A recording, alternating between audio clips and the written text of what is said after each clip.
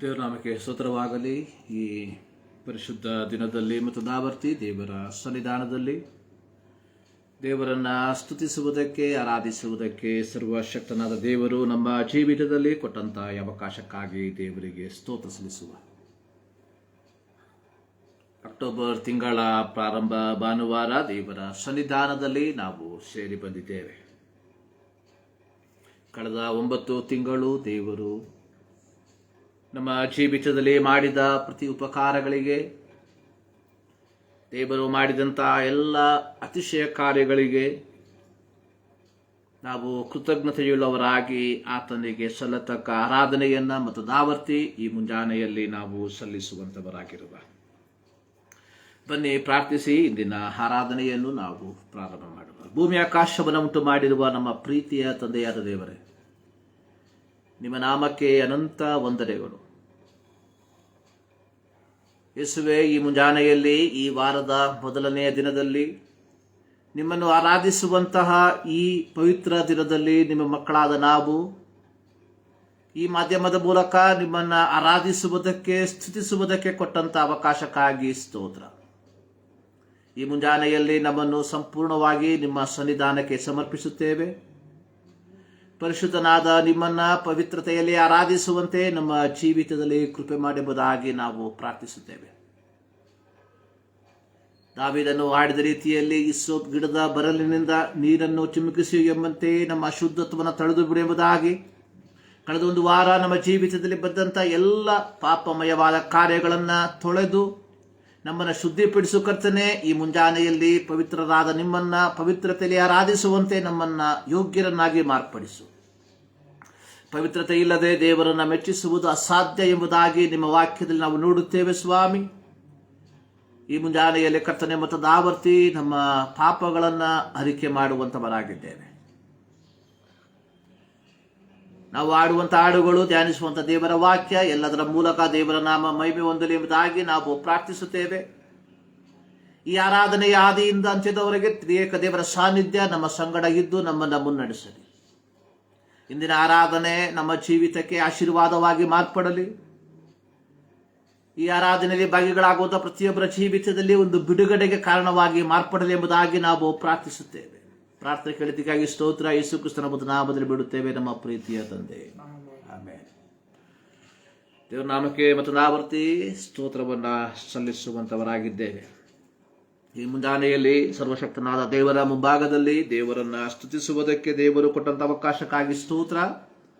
ಪ್ರಾರಂಭದಲ್ಲಿ ಒಂದು ಹಾಡಿನ ಕೆಲವು ಚರಣಗಳನ್ನು ಹಾಡಿ ದೇವರ ನಾಮವನ್ನು ನಾವು ಮಹಿಮೆ ಪಡಿಸುವ. ಇದು ಅತ್ಯಂತ ಹಳೆಯ ಹಾಡುಗಳು. ಈ ಹಾಡಿನ ಪ್ರತಿಯೊಂದು ಸಾಲುಗಳನ್ನು ನಾವು ಮನನ ಮಾಡಿಕೊಳ್ಳುವ. ಈ ಸಾಲಿನಲ್ಲಿ ಬರೆದಿರುವಂಥ ಈ ಹಾಡಿನಲ್ಲಿ ಬರೆದಿರುವಂಥ ಪ್ರತಿಯೊಂದು ಸಾಲುಗಳು ನಮ್ಮ ಆರಾಧನೆಯಾಗಿ ಮಾರ್ಪಡಲಿ ಎಂಬುದಾಗಿ ನಾನು ಪ್ರಾರ್ಥಿಸುವಂತವನಾಗಿದ್ದೆ.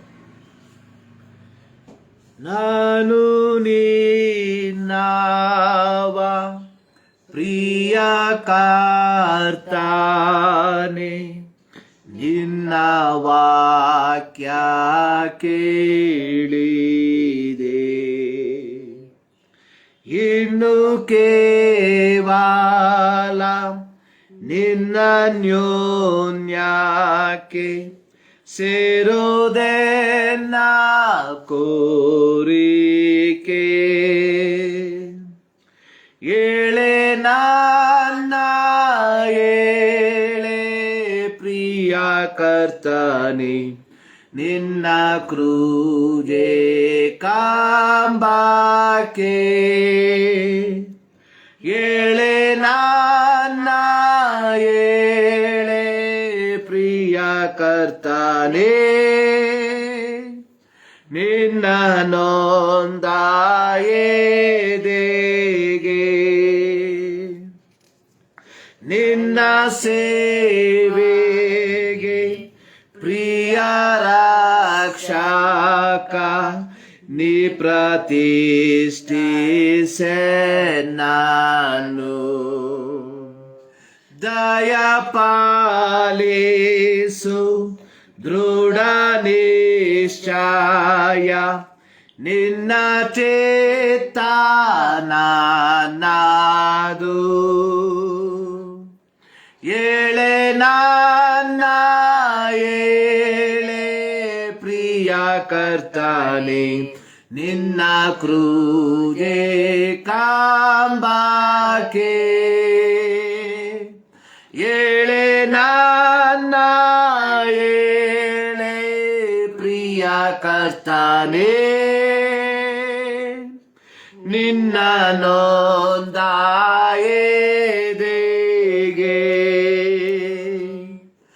ನಾನು ಏರಾಗಿ ನಿನ್ನ ಪಾದಕ್ಕೆ ಸುಸಂವಾದ ಮಾಡುತ್ತಾ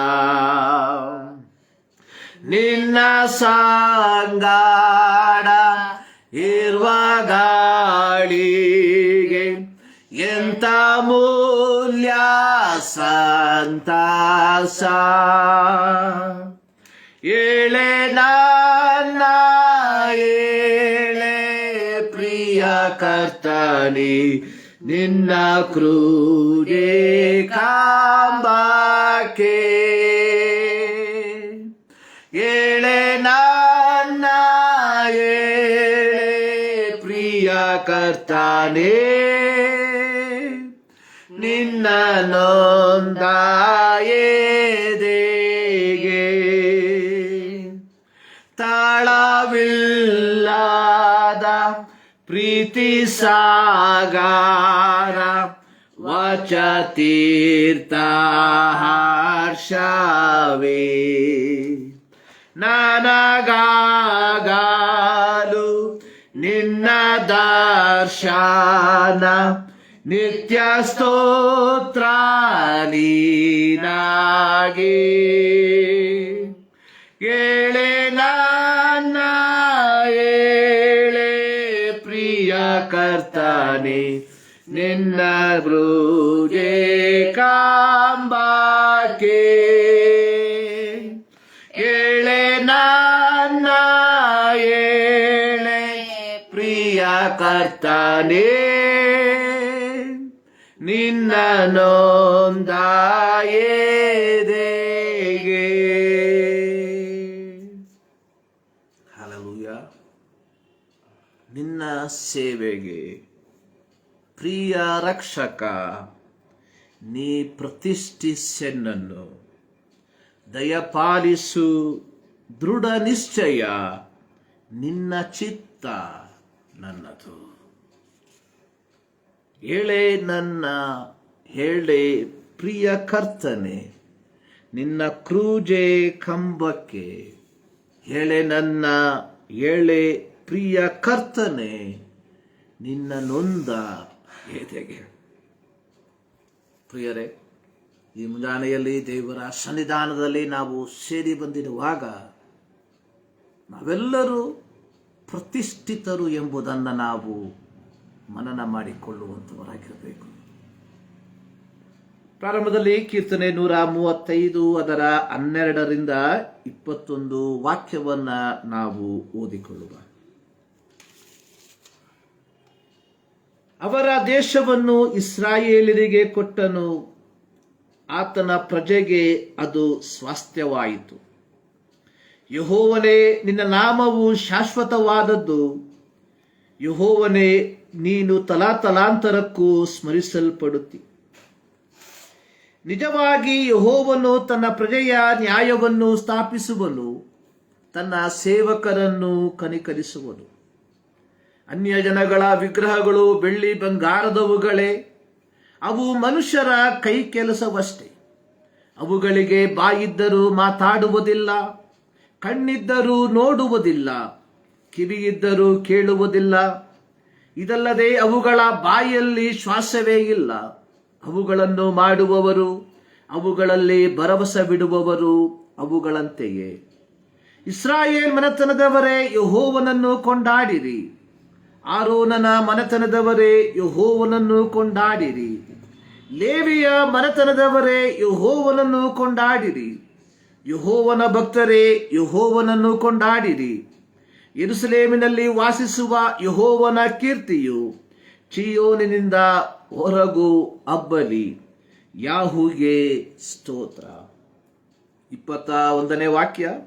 ಯೆರೂಸಲೇಮಿನಲ್ಲಿ ವಾಸಿಸುವ ಯೆಹೋವನ ಕೀರ್ತಿಯು ಚೀಯೋನಿನಿಂದ ಹೊರಗು ಹಬ್ಬಲಿ.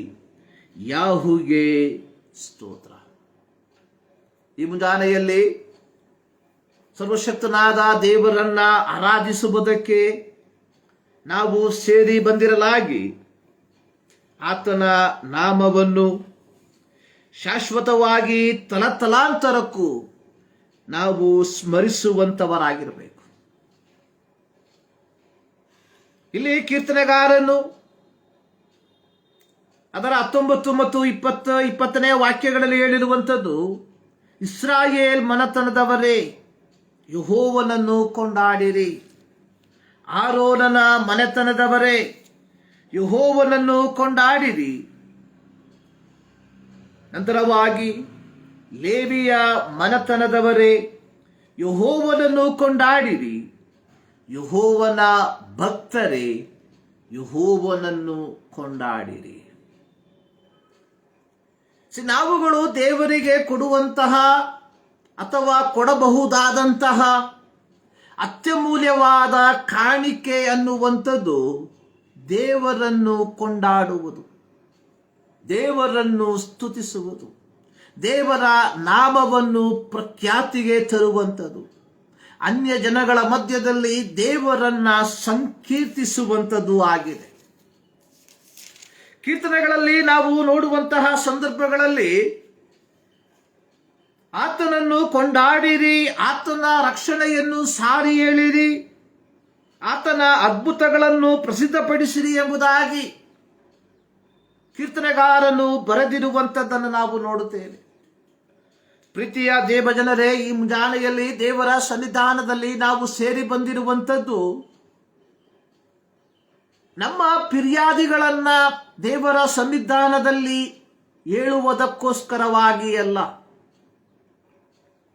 ಅಥವಾ ನಮ್ಮ ಕೊರತೆಗಳನ್ನ ದೇವರ ಸನ್ನಿಧಾನದಲ್ಲಿ ಸಲ್ಲಿಸುವುದಕ್ಕೋಸ್ಕರವಾಗಿ ಅಲ್ಲ.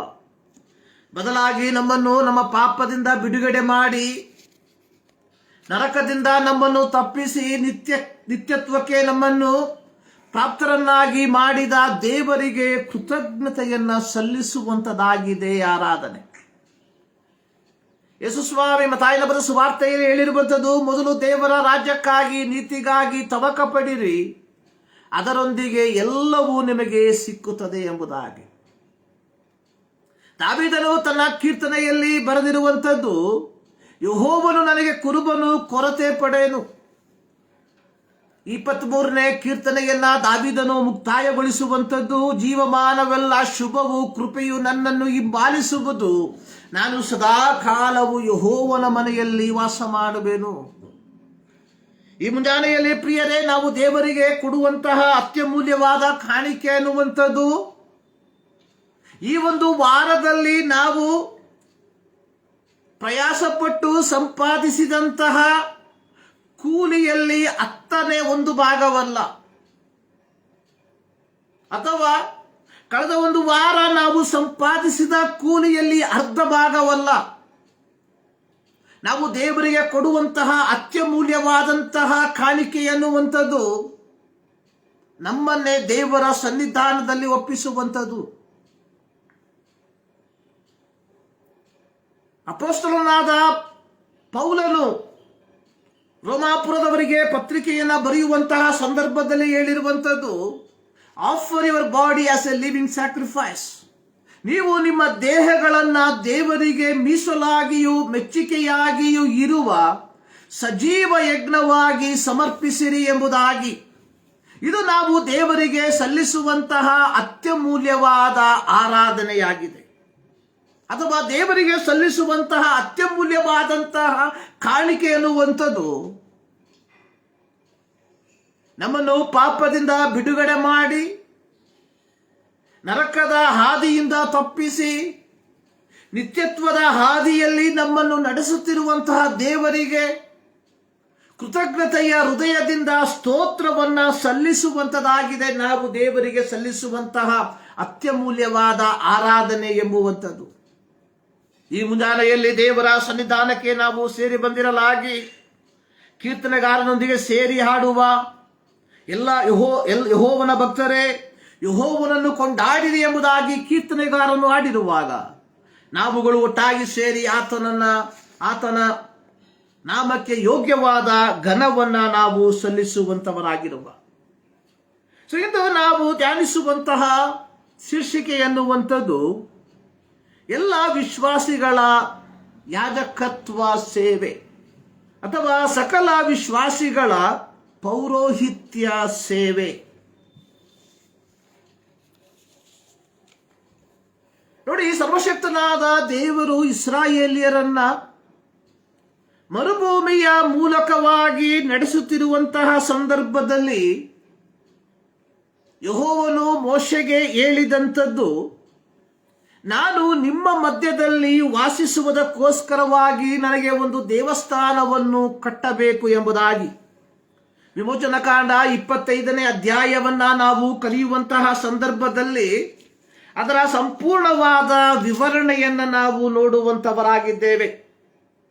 ಅಲ್ಲಿ ಯೆಹೋವನು ಅದರ 8ನೇ ವಾಕ್ಯದಿಂದ ಕೆಳಭಾಗವನ್ನ ಕಲಿಯುವಂತಹ ಸಂದರ್ಭದಲ್ಲಿ ದೇವರು ವಾಸಿಸುವುದಕ್ಕೆ ಕಟ್ಟಬೇಕಾಗಿರುವಂತಹ ಮಂಜೂಷದ ಪ್ರತಿಯೊಂದು ಕಾರ್ಯಗಳನ್ನ, ಅದಕ್ಕೆ ಉಪಯೋಗಿಸಬೇಕಾದ ವಸ್ತುಗಳನ್ನ ದೇವರು ಸ್ಪಷ್ಟವಾಗಿ ಮೋಶೆಗೆ ಮುಂತಿಳಿಸುವಂಥದ್ದನ್ನು ನಾವು ನೋಡುತ್ತೇವೆ. ಆದಿಕಾಂಡ ಪುಸ್ತಕಕ್ಕೆ ನಾವು ಬರುವಂತಹ ಸಂದರ್ಭದಲ್ಲಿ ಜನರ ಪಾಪವು ಬಹುಘೋರವಾಗಿ ಯೆಹೋವನು ಜನರನ್ನ ನಾಶ ಮಾಡುವುದಕ್ಕೆ ತೀರ್ಮಾನ ಮಾಡಿದ. ಆದರೆ ಅಲ್ಲಿ ನಾವು ನೋಡುವಂಥದ್ದು ಆದಿಕಾಂಡ 6ನೇ ಅಧ್ಯಾಯದ 9ನೇ ವಾಕ್ಯದಲ್ಲಿ ನೋಹನಿಗೆ ದೇವರ ದಯೆ ದೊರಕಿತು ಅಥವಾ ನೋಹನು ನೀತಿವಂತನಾಗಿದ್ದನು ಎಂಬುದಾಗಿ. ಸೊ ಹೀಗೆ ದೇವರು ನೀತಿವಂತನಾದ ನೋಹನನ್ನ ನೋಡಿ ನೋಹನನ್ನ ಬರಲಿರುವಂತಹ ಜಲಪ್ರಳಯದಿಂದ ಸಂರಕ್ಷಿಸುವುದಕ್ಕೋಸ್ಕರವಾಗಿ ಒಂದು ನಾವೆಯನ್ನ ಉಂಟು ಮಾಡುವುದಕ್ಕೆ ಹೇಳುವಂಥದ್ದನ್ನು ನೋಡುತ್ತೇವೆ. ಹೀಗೆ ಹೇಳುವಂತಹ ಸಂದರ್ಭದಲ್ಲಿ ಆ ನಾವೆಯ ಪರಿಪೂರ್ಣವಾದಂತಹ ವಿನ್ಯಾಸವನ್ನು ಯೆಹೋವನು ನೋಹನಿಗೆ ಹೇಳುವಂಥದ್ದಾಗಿ ನೋಡುತ್ತೇವೆ. ಇಲ್ಲಿ ಸರ್ವಶಕ್ತನಾದ ದೇವರು ಮೋಶೆಯ ಮೂಲಕವಾಗಿ ಹೇಳುವಂಥದ್ದು, ಸೊ ನೀವು ನನಗೆ ಆಲಯವನ್ನ ಕಟ್ಟಬೇಕು, ನಾನು ನಿಮ್ಮ ಮಧ್ಯದಲ್ಲಿ ವಾಸಿಸಬೇಕು. ಆದರೆ ನೀವು ಕಟ್ಟುವಂತಹ ಆಲಯ ನಿಮ್ಮಿಷ್ಟದ ಪ್ರಕಾರವಾಗಿ ಅಲ್ಲ, ನೀವು ಬಯಸುವಂತಹ ವಸ್ತುಗಳನ್ನು ಉಪಯೋಗಿಸಿ ಅಲ್ಲ, ಬದಲಾಗಿ ನನ್ನ ಆಲೋಚನೆಗೆ ಅನುಗುಣವಾಗಿ ನಾನು ಹೇಳುವಂತಹ ವಿಧಾನದಲ್ಲಿ ನೀವು ಆಲಯವನ್ನ ಕಟ್ಟಬೇಕು ಎಂಬುದಾಗಿ. ನಾವು ಇದೇ ವಿಮೋಚನಕಾಂಡ ಪುಸ್ತಕದ ಕೊನೆಯ ಅಧ್ಯಾಯಗಳಿಗೆ ನಾವು ಬರುವಂತಹ ಸಂದರ್ಭದಲ್ಲಿ ಅಲ್ಲಿ ನಾವು ಕಾಣುವಂಥದ್ದು, ಯೆಹೋವನು ಆಜ್ಞಾಪಿಸಿದಂತೆಯೇ ಅವರು ಎಲ್ಲವನ್ನ ಮಾಡಿ ಮುಗಿಸಿದರು ಎಂಬುದಾಗಿ. ಯೆಹೋವನು ಇಸ್ರಾಯೇಲರ ಮಧ್ಯದಲ್ಲಿ ವಾಸ ಮಾಡುವುದಕ್ಕೆ ಒಂದು ಆಲಯವನ್ನ ಕೇಳಿಕೊಂಡಾಗ ಇದೇ ವಿಮೋಚನಕಾಂಡ 28ನೇ ಅಧ್ಯಾಯಕ್ಕೆ ನಾವು ಬರುವಂತಹ ಸಂದರ್ಭದಲ್ಲಿ ತನಗೆ ಯಾಜಕ ಸೇವೆ ಮಾಡುವುದಕ್ಕೆ ಒಂದು ಕುಲವನ್ನ, ಆ ಕುಲದಲ್ಲಿ ಒಂದು ಕುಟುಂಬವನ್ನ ತನಗಾಗಿ ಪ್ರತ್ಯೇಕಿಸಿಕೊಳ್ಳುವಂಥದ್ದನ್ನು ನಾವು ನೋಡುತ್ತೇವೆ. ವಿಮೋಚನಕಾಂಡ 28ನೇ ಅಧ್ಯಾಯಕ್ಕೆ ನಾವು ಬರುವಂತಹ ಸಂದರ್ಭದಲ್ಲಿ ಅಲ್ಲಿ ಯೆಹೋವನು ಮೋಶೆಗೆ ಹೇಳುವಂಥದ್ದು, ನನಗೆ ಯಾಜಕ ಸೇವೆ ಮಾಡುವುದಕ್ಕೆ ನೀನು ನಿನ್ನ ಅಣ್ಣನಾದ ಆರೋನನನ್ನು, ಅವನ ಮಕ್ಕಳಾದ ನಾದಾಬ್, ಅಬಿಹು, ಎಲ್ಲಾಜರ್, ಇತಾಮಾರ್ ಎಂಬುವವರನ್ನು ನೇಮಿಸಬೇಕು ಎಂಬುದಾಗಿ. ನೋಡಿ, ದೇವರು ಮೊದಲು ಇಸ್ರಾಯೇಲರಿಗೆ ಹೇಳುವಂಥದ್ದು, ನೀವು ನನಗೆ ಒಂದು ಆಲಯವನ್ನ ಕಟ್ಟಬೇಕು. ಸೊ ಎರಡನೇದಾಗಿ ಯೆಹೋವನು ಹೇಳುವಂಥದ್ದು, ಸೊ ನನಗೆ ಯಾಜಕ ಸೇವೆ ಮಾಡುವುದಕ್ಕೆ ನೀನು ಆರೋನನನ್ನ ಅವನ ಕುಟುಂಬವನ್ನ ನೀನು ಪ್ರತ್ಯೇಕಿಸಬೇಕು. ನೋಡಿ, ಹೀಗೆ ಅದರ 28ನೇ ಅಧ್ಯಾಯದ 2ನೇ ವಾಕ್ಯಕ್ಕೆ ಬರುವಂತಹ ಸಂದರ್ಭದಲ್ಲಿ, ಸೊ ನಿನ್ನ ಅಣ್ಣನಾದ ಆರೋನನಿಗೆ ತಕ್ಕ ಗೌರವವು ಅಲಂಕಾರವು ಉಂಟಾಗುವಂತೆ ಅವನಿಗೆ ದೀಕ್ಷಾ ವಸ್ತ್ರವನ್ನ ನೀನು ಮಾಡಿಸಬೇಕು.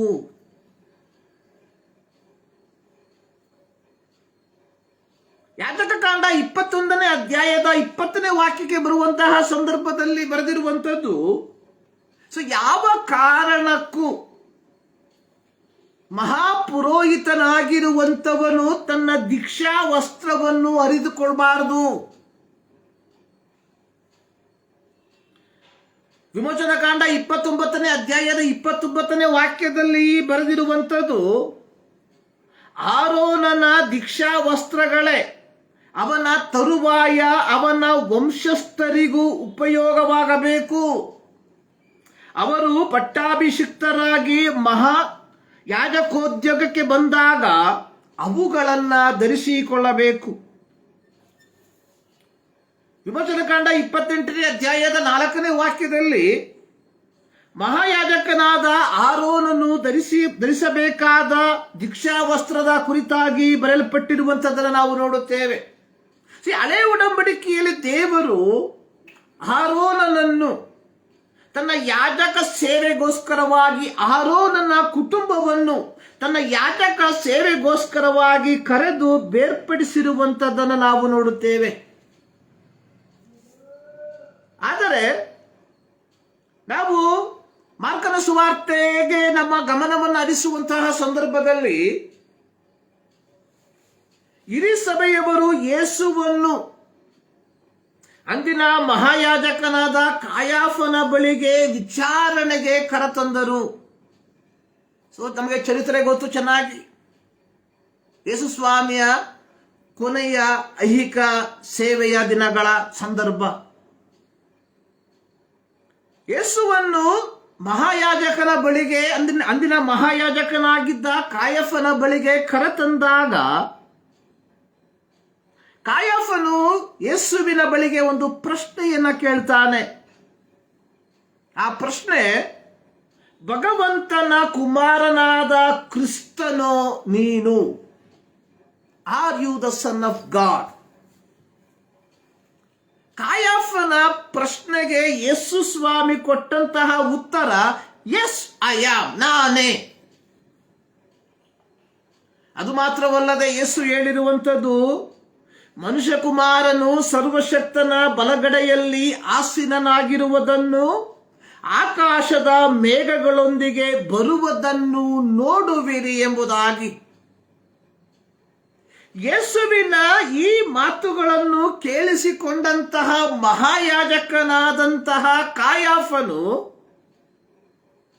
ನೋಡಿ, ಯಾಜಕಕಾಂಡ 21ನೇ ಅಧ್ಯಾಯದಲ್ಲಿ ಯೆಹೋವನು ಹೇಳಿರುವಂಥದ್ದು, ಯಾವ ಕಾರಣಕ್ಕೂ ಸಹ ಮಹಾಯಾಜಕನಾದವನು ತನ್ನ ವಸ್ತ್ರವನ್ನ ಹರಿದುಕೊಳ್ಬಾರದು. ಆದರೆ ಇಲ್ಲಿ ಯೇಸು ನಾನೇ ಭಗವಂತನ ಕುಮಾರನಾದ ಕ್ರಿಸ್ತನು ಎಂಬುದಾಗಿ ಹೇಳಿಕೊಂಡಾಗ ಮಹಾಯಾಜಕನಾದ ಕಾಯಾಫನು ತನ್ನ ವಸ್ತ್ರವನ್ನ ಹರಿದುಕೊಂಡನು. ಹೀಗೆ ಕಾಯಾಫನು ತನ್ನ ದೀಕ್ಷಾ ವಸ್ತ್ರವನ್ನು ಹರಿದುಕೊಳ್ಳುವುದರ ಮೂಲಕ ಹಳೆಯ ಒಡಂಬಡಿಕೆಯ ಯಾಜಕತ್ವ ಸೇವೆಯನ್ನು ತಾನಾಗಿಯೇ ಮುಕ್ತಾಯಗೊಳಿಸಿದ. ಯೇಸು ಕ್ರಿಸ್ತನು ತನ್ನ ಶಿಲುಬೆಯ ಮರಣದ ಮೂಲಕ ಕೃಪೆಯಿಂದ ಇವತ್ತು ನಮ್ಮೆಲ್ಲರನ್ನು ಆ ಯಾಜಕತ್ವದ ಸೇವೆಗೆ ನಮ್ಮನ್ನು ಸೇರಿಸಿದ್ದಾನೆ ಎಂಬುವಂಥದ್ದು ನಮ್ಮೆಲ್ಲರಿಗೂ ಸಂತೋಷವನ್ನ ಕೊಡುವಂತಹ ಒಂದು ಸಂಗತಿಯಾಗಿದೆ. ಪ್ರಿಯರೇ, ಒಂದು ಕಾಲದಲ್ಲಿ ಕ್ರೈಸ್ತ ಸೇವೆ ಅನ್ನುವಂಥದ್ದು ಕೇವಲ ಕೆಲವು ನಿಯೋಜಿಸಲ್ಪಟ್ಟಂತಹ ವ್ಯಕ್ತಿಗಳಿಗೆ ಮಾತ್ರ ಸೀಮಿತವಾಗಿ ಕಂಡಂತಹ ಕಾಲಘಟ್ಟದಲ್ಲಿ ನಾವು ಜೀವಿಸ್ತಾ ಇದ್ದೇವೆ. ಇಂದು ಸಹ ಅದಕ್ಕೆ ಯಾವ ವಿಧವಾದಂತಹ ವ್ಯತ್ಯಾಸವೂ ಇಲ್ಲ. ಅನೇಕರು ನೆನೆಸುವಂಥದ್ದು ಸೇವೆ ಎನ್ನುವಂಥದ್ದು ಇದು ಕೇವಲ ಪಾದ್ರಿಗಳಿಗೆ ಅಥವಾ ಪಾಸ್ಟರ್ಗಳಿಗೆ ಅಥವಾ ಬೋಧಕರಿಗೆ ಮಾತ್ರ ಸೀಮಿತವಾಗಿರುವಂಥದ್ದು ಎಂಬುದಾಗಿ. ಆದರೆ ಪ್ರತಿಯೊಬ್ಬ ವಿಶ್ವಾಸಿ ಅಥವಾ ಯೇಸು ಕ್ರಿಸ್ತನಲ್ಲಿ ನಂಬಿಕೆಯಿಟ್ಟಿರುವ ಪ್ರತಿಯೊಬ್ಬ ವಿಶ್ವಾಸಿಗೆ ಕೊಡಲ್ಪಟ್ಟಿರುವಂತಹ ಜವಾಬ್ದಾರಿ ಅಥವಾ ಹಕ್ಕು ಅನ್ನುವಂಥದ್ದು ಯಾಜಕ ಸೇವೆಯಾಗಿದೆ. ಸೊ ಇದರಿಂದ ಯಾವ ವ್ಯಕ್ತಿಯನ್ನು ಸಹ ಬದಿಗಿಡುವುದಕ್ಕೆ ಸಾಧ್ಯವಿಲ್ಲ. ಪ್ರತ್ಯೇಕವಾಗಿ ನಾವು 1 ಕೊರಿಂಥ 12ನೇ ಅಧ್ಯಾಯವನ್ನ ನಾವು ಕಲಿಯುವಂತಹ ಸಂದರ್ಭದಲ್ಲಿ ಅಲ್ಲಿ ಪೌಲನು ಸೇವೆಯ ಕುರಿತಾಗಿ ಸುವಿಸ್ತಾರವಾಗಿ ಬರೆದಿರುವಂಥದ್ದನ್ನು ನಾವು ನೋಡುವಂತವರಾಗಿದ್ದೇವೆ. ನೋಡಿ, ಅದರ 27ನೇ ವಾಕ್ಯದಲ್ಲಿ ನೀವು ಕ್ರಿಸ್ತನ ದೇಹವು ಮತ್ತು ಒಬ್ಬೊಬ್ಬರಾಗಿ ಅದಕ್ಕೆ ಅಂಗಗಳಾಗಿದ್ದೀರಿ. ನೀವು ಕ್ರಿಸ್ತನ ದೇಹವು ಒಬ್ಬೊಬ್ಬರಾಗಿ ಅದಕ್ಕೆ ಅಂಗಗಳಾಗಿದ್ದೀವಿ. ಅದರ 28ನೇ ವಾಕ್ಯದಿಂದ 31 ವಾಕ್ಯಗಳಲ್ಲಿ ಅನೇಕ ವಿಧವಾದ ಸೇವೆಯ ಕುರಿತಾಗಿ ಬರೆದಿರುವಂಥದ್ದಾಗಿ ನೋಡುತ್ತೇವೆ. ಮೊದಲನೇದಾಗಿ ಅಪೋಸ್ತಲರು, ಎರಡನೇದಾಗಿ ಪ್ರವಾದಿಗಳು, ಮೂರನೇದಾಗಿ ಉಪದೇಶಕರು, ಆಮೇಲೆ ಮಹತ್ ಕಾರ್ಯ ಮಾಡುವ ಶಕ್ತಿ, ರೋಗಗಳನ್ನು ವಾಸಿ ಮಾಡುವ ಶಕ್ತಿ, ಪರರಿಗೆ ಸಹಾಯ ಮಾಡುವ ಗುಣ, ಜ್ಞಾನವನ್ನು, ವಿವಿಧ ವಾಣಿಗಳನ್ನು ಆಡುವವರ, ಹೀಗೆ ವಿವಿಧ ರೀತಿಯ ಸೇವೆಯ ಕುರಿತಾಗಿ ನಾವು ಬರೆದಿರುವಂಥದ್ದನ್ನು ನಾವು ನೋಡುತ್ತೇವೆ. ಸೊ ನಾವೆಲ್ಲರೂ ಒಂದಲ್ಲ ಒಂದು ವಿಧದಲ್ಲಿ ಸೇವೆಯ ಭಾಗಗಳಾಗಿದ್ದೇವೆ ಎಂಬುದನ್ನು ನಾವು ಮೊಟ್ಟ ಮೊದಲಿಗೆ ಅರ್ಥ ಮಾಡಿಕೊಳ್ಳುವಂಥವರಾಗಿರಬೇಕು. ಸೊ ಇಂದು ನಾನು ಹಳೆಯ ಒಡಂಬಡಿಕೆಯ ಮೂಲಕ ಕೆಲವು ವಿಚಾರಗಳನ್ನ, ನಂತರವಾಗಿ ಹೊಸ ಒಡಂಬಡಿಕೆಯ ಮೂಲಕ ಕೆಲವು ವಿಚಾರಗಳನ್ನ ನಿಮ್ಮ ಮಧ್ಯದಲ್ಲಿ ಹಂಚಿಕೊಳ್ಳುವುದಕ್ಕೆ ನಾನು ಬಯಸುವಂತವನಾಗಿದ್ದೇನೆ. ಸೊ ನಾನು ಹೇಳಿದೆ, ಯೇಸು ಕ್ರಿಸ್ತನ ಶಿಲುಬೆಯ ಮರಣದ ಮೂಲಕ ನಮಗೆ ಯಾಜಕತ್ವವೆಂಬ ಸೇವೆ ಕೃಪೆಯಿಂದ ಕೊಡಲ್ಪಟ್ಟಿದೆ ಎಂಬುದಾಗಿ. ನೋಡಿ, ಯೋಹಾನನು ಕ್ರಿಸ್ತನ ಮೂಲಕವಾಗಿ ಅಥವಾ ಕ್ರಿಸ್ತನ ನಿಮಿತ್ತವಾಗಿ ಪತ್ಮೋಸ್ ಎಂಬ ದ್ವೀಪದಲ್ಲಿ ಗಡೀಪಾರು ಮಾಡಲ್ಪಟ್ಟಂತಹ ಸಂದರ್ಭದಲ್ಲಿ ಕರ್ತನ ದಿನದಲ್ಲಿ ದೇವರಾತ್ಮ ವಶನಾಗಿ ಅಥವಾ ದೇವರಾತ್ಮನಿಂದ ತುಂಬಲ್ಪಟ್ಟವನಾಗಿ ಆಸಿಯಾ ಸೀಮೆಯಲ್ಲಿರುವ 7 ಸಭೆಗಳಿಗೆ ಪತ್ರಿಕೆಯನ್ನು ಬರೆಯುವಂತಹ ಸಂದರ್ಭದಲ್ಲಿ ಅಲ್ಲಿ ಯೋಹಾನನು ಹೇಳಿರುವಂತಹ ಒಂದು ಮಾತು, ಅದರ 4ರಿಂದ ಕೆಲವು ವಾಕ್ಯಗಳನ್ನು ಓದುವಂತಹ ಸಂದರ್ಭದಲ್ಲಿ ನಾವು ಅದನ್ನು ಗ್ರಹಿಸಿಕೊಳ್ಳಬಹುದಾಗಿದೆ. ಅಲ್ಲಿ ಬರೆಯಲ್ಪಟ್ಟಿರುವಂಥದ್ದು, ಆಸಿಯಾ ಸೀಮೆಯಲ್ಲಿರುವ 7 ಸಭೆಗಳಿಗೆ ಯೋಹಾನನು ಬರೆಯುವುದೇನೆಂದರೆ, ವರ್ತಮಾನ, ಭೂತ, ಭವಿಷ್ಯತ್ ಕಾಲಗಳಲ್ಲಿರುವ ಆತನಿಂದ ಮತ್ತು ಆತನ ಸಿಂಹಾಸನದ ಮುಂದಿರುವ 7 ಆತ್ಮಗಳಿಂದ ಮತ್ತು ನಂಬತಕ್ಕ ಸಾಕ್ಷಿಯು, ಸತ್ತವರೊಳಗಿಂದ ಮೊದಲು ಎದ್ದು ಬಂದವನು, ಭೂರಾಜರ ಒಡೆಯನು ಆಗಿರುವ ಯೇಸು ಕ್ರಿಸ್ತನಿಂದ ನಿಮಗೆ ಕೃಪೆಯೂ ಶಾಂತಿಯೂ ಆಗಲಿ. 6ನೇ ವಾಕ್ಯದಲ್ಲಿ ಅದನ್ನು ಬರೆದಿರುವಂಥದ್ದು, ನಮ್ಮನ್ನು ಪ್ರೀತಿಸುವವನು, ತನ್ನ ರಕ್ತದ ಮೂಲಕ ನಮ್ಮನ್ನು ಪಾಪಗಳಿಂದ ಬಿಡಿಸಿದವನು, ನಮ್ಮನ್ನು ರಾಜ್ಯವನ್ನಾಗಿಯೂ ತನ್ನ ತಂದೆಯಾದ ದೇವರಿಗೆ ಯಾಜಕರನ್ನಾಗಿಯೂ ಮಾಡಿರುವಾತನಿಗೆ ಯುಗ ಯುಗಾಂತರಗಳಲ್ಲಿಯೂ ಘನ ಮಹತ್ವಗಳಿರಲಿ. ಇಲ್ಲಿ ಕರ್ತನ ದಿನದಲ್ಲಿ ದೇವರಾತ್ಮವಶನಾದಂತಹ ಯೋಹಾನ ಆಸಿಯಾ ಸೀಮೆಯಲ್ಲಿರುವಂತಹ 7 ಸಭೆಗಳಿಗೆ ಪತ್ರಿಕೆಯನ್ನ ಬರೆಯುವಂತಹ ಸಂದರ್ಭದಲ್ಲಿ ಆತನು ಮುಂತಿರಿಸಿರುವಂಥದ್ದು ನಮ್ಮನ್ನು ಪ್ರೀತಿಸಿ ತನ್ನ ರಕ್ತದ ಮೂಲಕ ನಮ್ಮನ್ನು ಪಾಪಗಳಿಂದ ಬಿಡಿಸಿ ರಾಜ್ಯವಾಗಿಯೂ ತಂದೆಯಾದ ದೇವರಿಗೆ ಯಾಜಕರನ್ನಾಗಿಯೂ ಮಾಡಿದ್ದಾನೆ. ಅಂದ್ರೆ ಹಳೆಯ ಒಡಂಬಡಿಕೆಯಲ್ಲಿ ಯಾಜಕತ್ವ ಅಥವಾ ಪುರೋಹಿತ ಸೇವೆ ಕೇವಲ ಆರೋನನ ಕುಟುಂಬಕ್ಕೆ ಮಾತ್ರ ಸೀಮಿತವಾಗಿದ್ದಾಗ, ದೇವರು ಯೋಶುವನ ಪುಸ್ತಕವನ್ನು ನಾವು ಕಲಿಯುವಂತಹ ಸಂದರ್ಭದಲ್ಲಿ ಯೆಹೋವನು ಯೋಶುವನ ಮೂಲಕವಾಗಿ ಇಸ್ರಾಯೇಲ್ಯರ 12 ಗೋತ್ರಗಳಿಗೆ ದೇಶವನ್ನು ವಿಭಾಗಿಸಿ ಕೊಡುವಂತಹ ಸಂದರ್ಭದಲ್ಲಿ ಯಾಜಕರಿಗೆ ಅಥವಾ ಲೇವಿ ಗೋತ್ರದವರಿಗೆ ದೇಶವನ್ನು ಕೊಡದೇ ಇರುವಂತದ್ದಾಗಿ ನೋಡುತ್ತೇವೆ. ಅಲ್ಲಿ ಯೆಹೋವನು ಹೇಳುವಂಥದ್ದು, ಲೇವಿ ಗೋತ್ರದವರಿಗೆ ನಾನೇ ಸ್ವಾಸ್ಥ್ಯವಾಗಿದ್ದೇನೆ, ಐ ಆಮ್ ದ ಇನ್ಹೆರಿಟೆನ್ಸ್. ಅಂದ್ರೆ ಲೇವಿ ಗೋತ್ರದವರು ದೇವಾಲಯದ ಕಾರ್ಯಗಳಲ್ಲಿ ತಮ್ಮನ್ನು ತೊಡಗಿಸಿಕೊಳ್ಳುವಂತವರಾಗಿದ್ದರು. ಈ ಲೇವಿ ಗೋತ್ರಕ್ಕೆ ಸೇರಿದಂತಹ ಆರೋನನ ಕುಟುಂಬದವರು ಯಾಜಕತ್ವ ಸೇವೆಯಲ್ಲಿ ತಮ್ಮನ್ನು ತೊಡಗಿಸಿಕೊಂಡಿರುವಾಗ, ಇತರೆ ಲೇವಿ ಗೋತ್ರದವರು ದೇವಾಲಯದ ಸುತ್ತಮುತ್ತಲಿನ ಕಾರ್ಯಗಳಲ್ಲಿ ತಮ್ಮನ್ನು ತೊಡಗಿಸಿಕೊಳ್ಳುವವರಾಗಿರಬೇಕೆಂಬುದಾಗಿ ಯೆಹೋವನು ಬಯಸುವಂತವನಾಗಿದ್ದ. ಆದರೆ ಹೊಸ ಒಡಂಬಡಿಕೆಗೆ ನಾವು ಬರುವಂತಹ ಸಂದರ್ಭದಲ್ಲಿ ನೋಡಿ, ಆಸ್ಯ ಸೀಮೆಯ ಸಭೆ ಎನ್ನುವಂಥದ್ದು ಯಹೂದ್ಯರಿಂದ ಅನ್ಯ ಜನರಿಂದ ತುಂಬಲ್ಪಟ್ಟಂತಹ ಒಂದು ಸಭೆ. ಸೊ ನಮಗೆ ಗೊತ್ತು, ಪೌಲ ತನ್ನ 3ನೇ ಮಿಷನರಿ ಪ್ರಯಾಣವನ್ನ ಆಸ್ಯ ಸೀಮೆಗೆ ಮಾಡಿ ಸುಮಾರು ಅಪೊಸ್ತಲರ ಕೃತ್ಯ 19ನೇ ಅಧ್ಯಾಯಕ್ಕೆ ನಾವು ಗಮನವನ್ನು ಹರಿಸುವಂತಹ ಸಂದರ್ಭದಲ್ಲಿ ಅಲ್ಲಿ ನಾವು ಕಾಣುವಂಥದ್ದು ಸುಮಾರು 2.5 ವರ್ಷ ಅವನು ಅಲ್ಲಿ ವಾಸವಾಗಿದ್ದು ಅಲ್ಲಿದ್ದಂತಹ ಯಹೂದ್ಯರಿಗೂ ಗ್ರೀಕರಿಗೂ ಅಂತೂ ಎಲ್ಲರಿಗೂ ಸುವಾರ್ತೆಯನ್ನು ಸಾರಿದನು ಎಂಬುದಾಗಿ ಅಪೊಸ್ತಲರ ಕೃತ್ಯ 19ನೇ ಅಧ್ಯಾಯದ 10ನೇ ವಾಕ್ಯದಲ್ಲಿ ನಾವು ಕಾಣುವಂಥದ್ದು. ಅವನು ಇದು 2 ವರ್ಷಗಳವರೆಗೆ ನಡೆದದ್ದರಿಂದ ಆಸ್ಯ ಸೀಮೆಯಲ್ಲಿ ವಾಸವಾಗಿದ್ದ ಯಹೂದ್ಯರು ಗ್ರೀಕರು ಎಲ್ಲರೂ ಕರ್ತನ ವಾಕ್ಯವನ್ನು ಕೇಳಿದರು. ಅಂದ್ರೆ ಯಹೂದ್ಯರಿಂದ ಗ್ರೀಕರಿಂದ ಅನ್ಯ ಜನರಿಂದ ರೂಪಿತವಾದ ಸಭೆಯನ್ನ ನೋಡಿ ಇಲ್ಲಿ ಅಪೊಸ್ತಲನಾದ ಯೋಹಾನನು ಆತನು ಪ್ರಕಟಣೆಯ ರೂಪದಲ್ಲಿ ಹೇಳುವಂಥದ್ದು,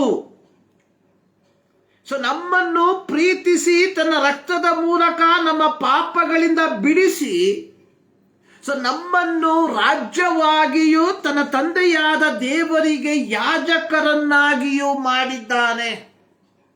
ಸೊ ಇದು ತಿಳಿಸುವಂಥದ್ದು, ಪ್ರತಿ ದೇವರ ಮಕ್ಕಳು ದೇವರಿಗೆ ಯಾಜಕರು ಅಥವಾ ಪೌರೋಹಿತ್ಯ ಸೇವೆಯನ್ನ ಹೊಂದಿದಂಥವರು ಎಂಬುದಾಗಿ. ಪ್ರಿಯರೇ, ಯಾಜಕ ಅಥವಾ ಪೌರೋಹಿತ್ಯ ಅನ್ನುವಂಥದ್ದು ಯೆಹೋವನಿಂದ ಅಭಿಷೇಕಿಸಲ್ಪಟ್ಟವನಾಗಿದ್ದಾನೆ.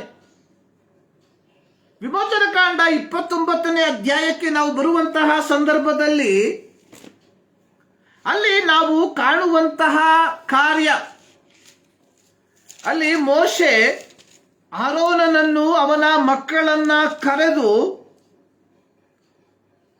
ಅದರ ಪ್ರಾರಂಭದಿಂದ ಎಲ್ಲ ವಾಕ್ಯಗಳನ್ನು ಓದುವುದಕ್ಕೆ ಸಮಯವಿಲ್ಲ, ಆದರೆ 7ನೇ ವಾಕ್ಯದಲ್ಲಿ ಬರೆಯಲ್ಪಟ್ಟಿರುವಂಥದ್ದು, ಅವನು ಅಭಿಷೇಕ ತೈಲವನ್ನು ಅವನ ತಲೆಯ ಮೇಲೆ ಅಭ್ಯಂಜನ ಮಾಡಿ ಅವನನ್ನು ಅಭಿಷೇಕಿಸಬೇಕು. ಯಾರು? ಮೋಶೆಗೆ ಯೆಹೋವನು ಹೇಳಿರುವಂಥದ್ದು, ಸೊ ನೀನು ಆರೋನನ ತಲೆಗೆ ಅಭಿಷೇಕ ತೈಲವನ್ನು ಹೇಗೆ ಮಾಡಬೇಕು ಎಂಬುವಂಥದ್ದನ್ನು ಅದರ ಹಿಂದಿನ ಅಧ್ಯಾಯಗಳಲ್ಲಿ ನಾವು ನೋಡ್ತೇವೆ.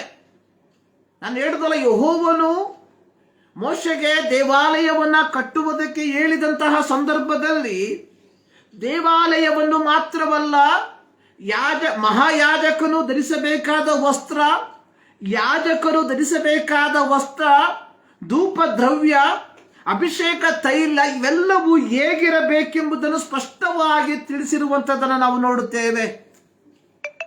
ಇಲ್ಲಿ ಮೋಶೆ ಆರೋನನಿಗೆ ಅವನ ವಸ್ತ್ರವನ್ನ ಧರಿಸಿದ ನಂತರ ಅಭಿಷೇಕ ತೈಲವನ್ನು ಅವನ ತಲೆಯ ಮೇಲೆ ಅಭ್ಯಂಜನ ಮಾಡಿ ಅವನನ್ನು ಅಭಿಷೇಕಿಸಿರುವಂಥದ್ದಾಗಿ ನಾವು ನೋಡುತ್ತೇವೆ. ನೋಡಿ, ಹಳೆಯ ಒಡಂಬಡಿಕೆಯಲ್ಲಿ ಅಭಿಷೇಕ ಅನ್ನುವಂಥದ್ದು ತೈಲವನ್ನ ತಲೆಯ ಮೇಲೆ ಒಯ್ಯುವುದರ ಮೂಲಕವಾಗಿ. ನೋಡಿ, ಪ್ರವಾದಿಯಾದಂತಹ ಸಮುವೇಲ ಇಷಯನ ಮನೆಗೆ ಬಂದಂತಹ ಸಂದರ್ಭದಲ್ಲಿ ಸಮುವೇಲನು ತನ್ನ ಕೈಯಲ್ಲಿದ್ದ ಕೊಂಬಿನಿಂದ ಅಭಿಷೇಕ ತೈಲವನ್ನ ದಾವೀದನ ತಲೆಯ ಮೇಲೆ ಒಯ್ದು ಅವನನ್ನು ಅಭಿಷೇಕಿಸಿದನು ಎಂಬುದಾಗಿ ನಾವು ನೋಡುತ್ತೇವೆ. ಅಂದ್ರೆ ಯಾಜಕನು, ರಾಜನು ಹಳೆಯ ಒಡಂಬಡಿಕೆಯಲ್ಲಿ ಅಭಿಷೇಕಿಸಲ್ಪಡುವಂಥದ್ದು ಅಂದ್ರೆ ಅಭಿಷೇಕ ತೈಲವನ್ನ ಒಯ್ಯುವಂಥದ್ದಾಗಿದೆ. ನೋಡಿ, ಯೆಹೋವನಿಂದ ಅಭಿಷೇಕಿಸಲ್ಪಟ್ಟವನು ಮಾತ್ರ ಯಾಜಕನಾಗಿರುವುದಕ್ಕೆ ಸಾಧ್ಯ.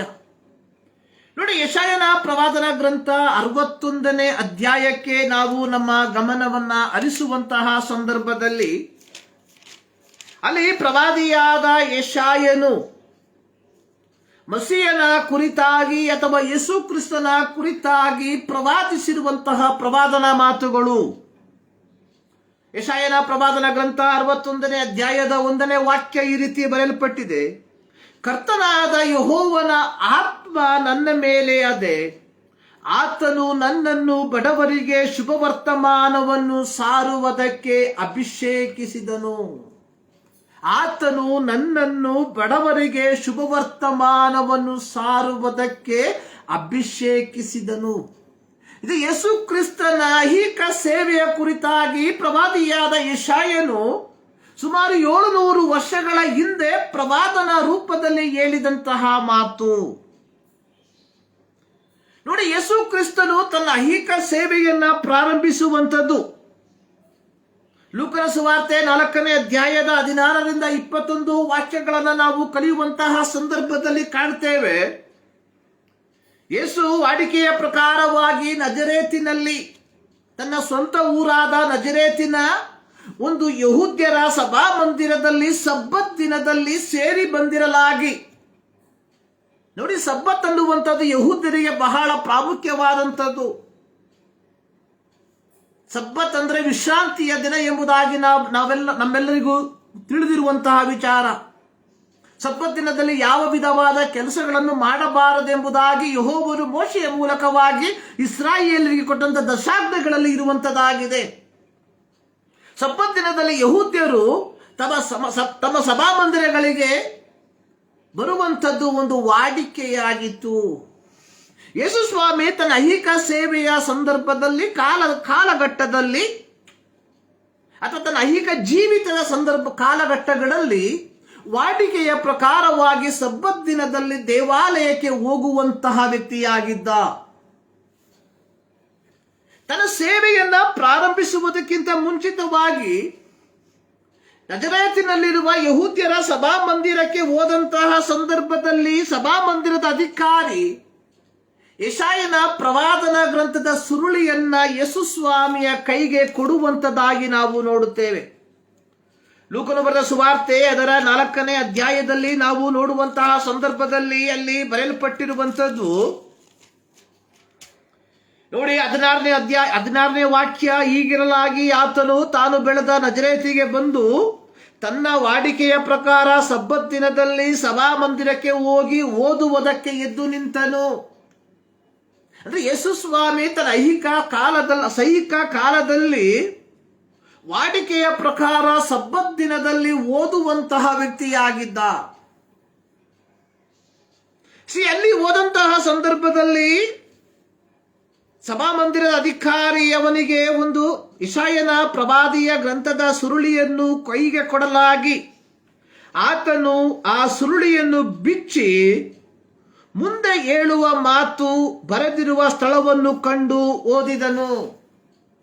ಅದೇನೆಂದರೆ, ಕರ್ತನ ಆತ್ಮ ನನ್ನ ಮೇಲೆ ಅದೆ, ಆತನು ನನ್ನನ್ನು ಬಡವರಿಗೆ ಶುಭ ವರ್ತಮಾನವನ್ನು ಸಾರುವುದಕ್ಕೆ ಅಭಿಷೇಕಿಸಿದನು.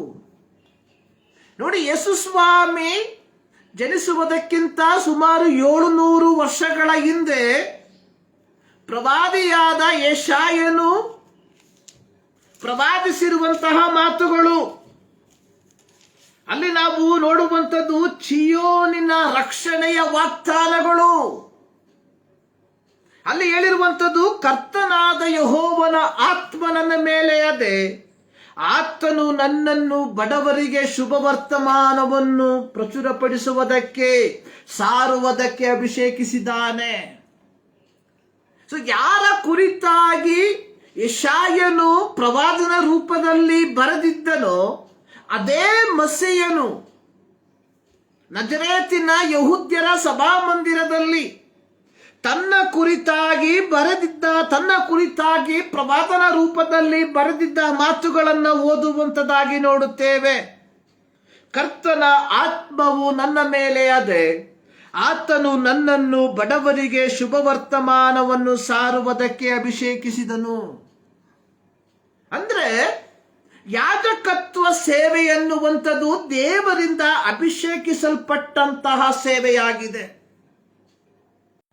ಹಳೆಯ ಒಡಂಬಡಿಕೆಯಲ್ಲಿ ಆರೋನನನ್ನು ಮೋಶೆ ಅಭಿಷೇಕ ತೈಲವನ್ನು ಅವನ ತಲೆಯ ಮೇಲೆ ಅಭ್ಯಂಜನ ಮಾಡುವ ಮೂಲಕವಾಗಿ ಅಭಿಷೇಕಿಸಿದ್ದಾಗ, ಪ್ರವಾದಿಯಾದಂತಹ ಸಮುವೇಲನು ದಾವೀದನನ್ನು ಅಭಿಷೇಕ ತೈಲವನ್ನು ಅವನ ತಲೆಯ ಮೇಲೆ ಸುರಿಸುವುದರ ಮೂಲಕವಾಗಿ ಅರಸನನ್ನಾಗಿ ಅಭಿಷೇಕ ಪಡಿಸಿರುವಾಗ, ಸೊ ಇಲ್ಲಿ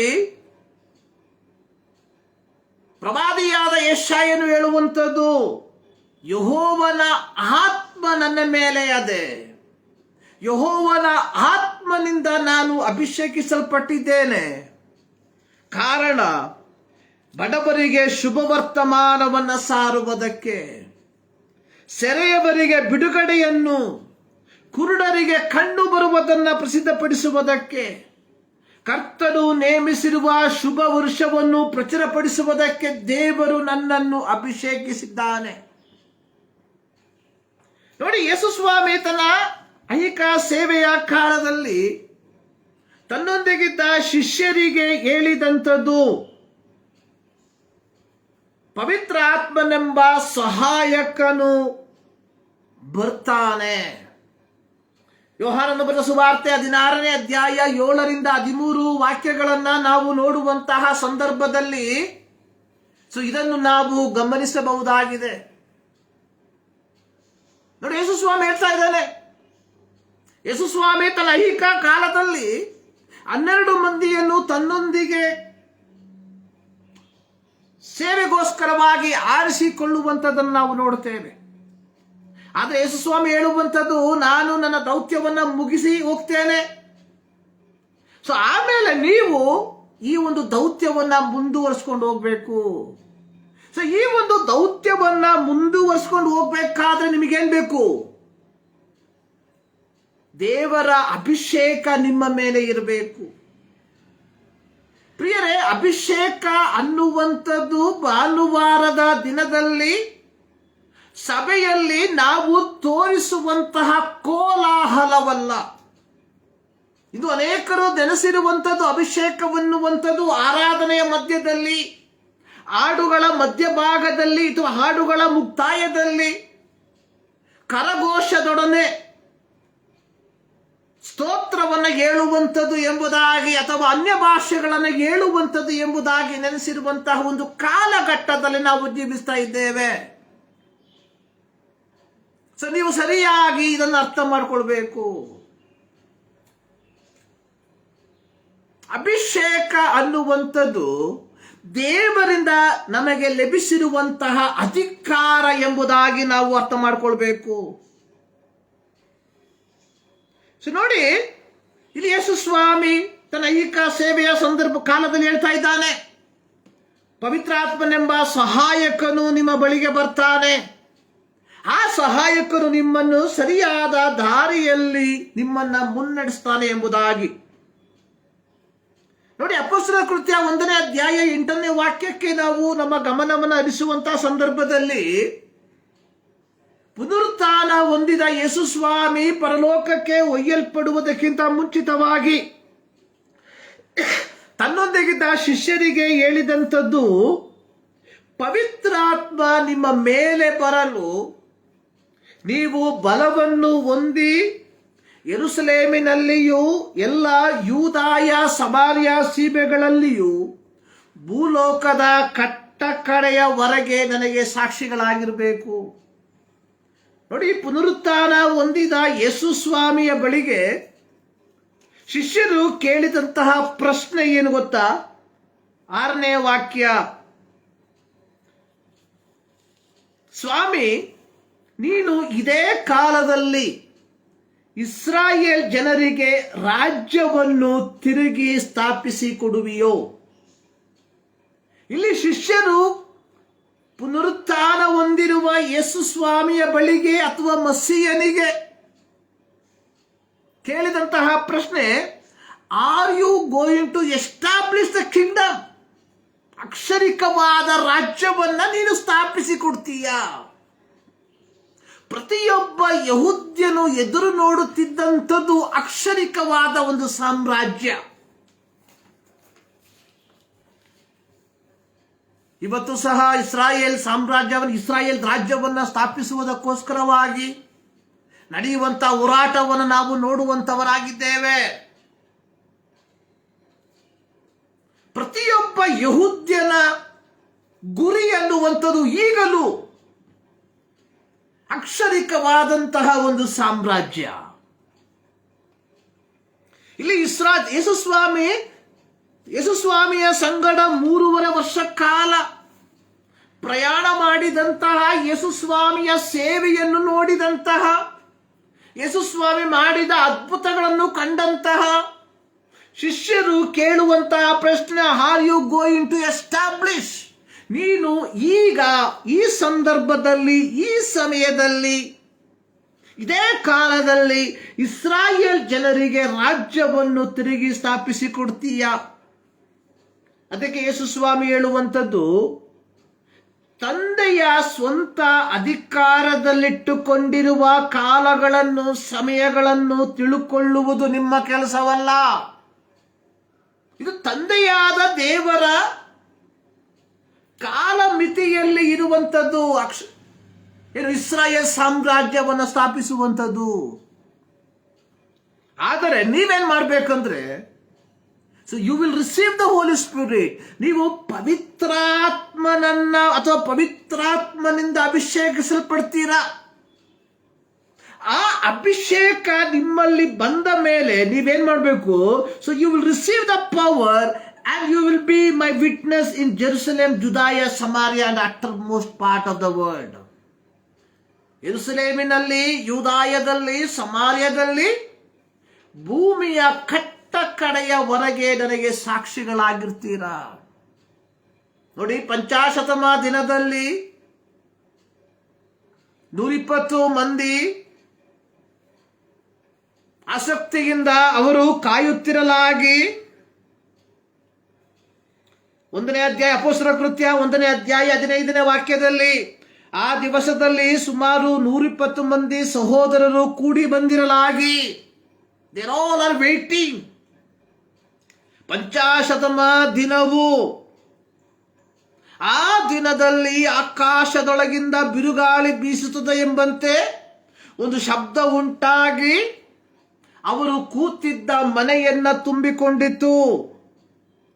ಅದಲ್ಲದೆ ಉರಿಯಂತಿದ್ದ ನಾಲಿಗೆಗಳು ವಿಂಗಡಿಸಿಕೊಳ್ಳುವ ಹಾಗೆ ಅವರಿಗೆ ಕಾಣಿಸಿ, ಅವರಲ್ಲಿ ಒಬ್ಬರ ಮೇಲೆ ಒಂದೊಂದಾಗಿ ಕೂತುಕೊಂಡು ಅವರೆಲ್ಲರೂ ಪವಿತ್ರಾತ್ಮ ಭರಿತರಾಗಿ ಆತ್ಮ ತಮಗೆ ನುಡಿಯುವ ಶಕ್ತಿಯ ಕೊಡುವ ಪ್ರಕಾರ ಬೇರೆ ಬೇರೆ ಭಾಷೆಗಳಿಂದ ಮಾತನಾಡುವುದಕ್ಕೆ ಪ್ರಾರಂಭಿಸಿದರು. ಅದುವರೆಗೆ ಕೇವಲ ಅರಮಾಯ ಭಾಷೆಯನ್ನು ಮಾತ್ರ ಬಲ್ಲವರಾದಂತಹ,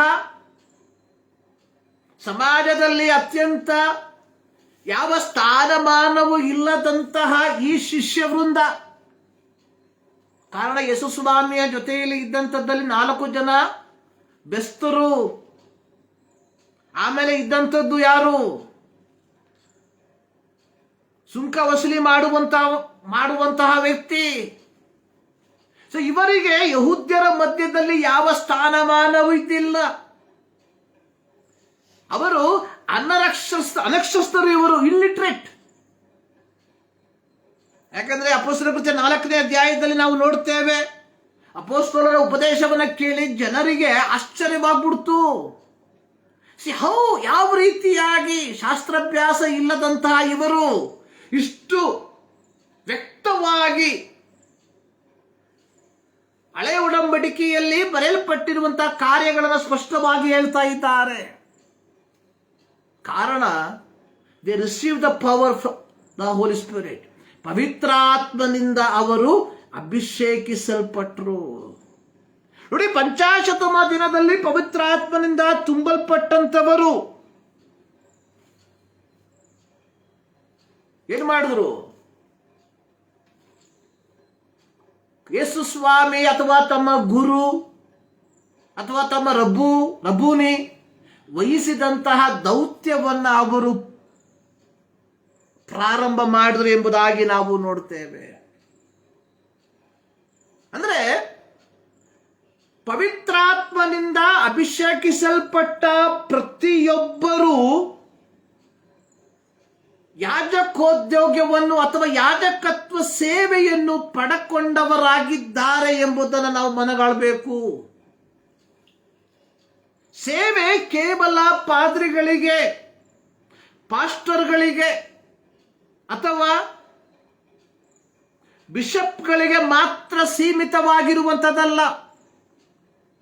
ಯೇಸು ಕ್ರಿಸ್ತನ ರಕ್ತದ ಮೂಲಕ ಪಾಪ ಕ್ಷಮಾಪಣೆಯನ್ನು ಪಡಕೊಂಡಿರುವ ಪ್ರತಿಯೊಬ್ಬರು ದೇವರಿಗೆ ಯಾಜಕರು ಎಂಬುದಾಗಿ ಯೋಹಾನನು ಪ್ರಕಟಣೆ ಪುಸ್ತಕ 1ನೇ ಅಧ್ಯಾಯದ 6ನೇ ವಾಕ್ಯದಲ್ಲಿ ಹೇಳಿರುವಂಥದ್ದನ್ನು ನಾವು ಓದಿ ಕೇಳಿದ್ದೇವೆ.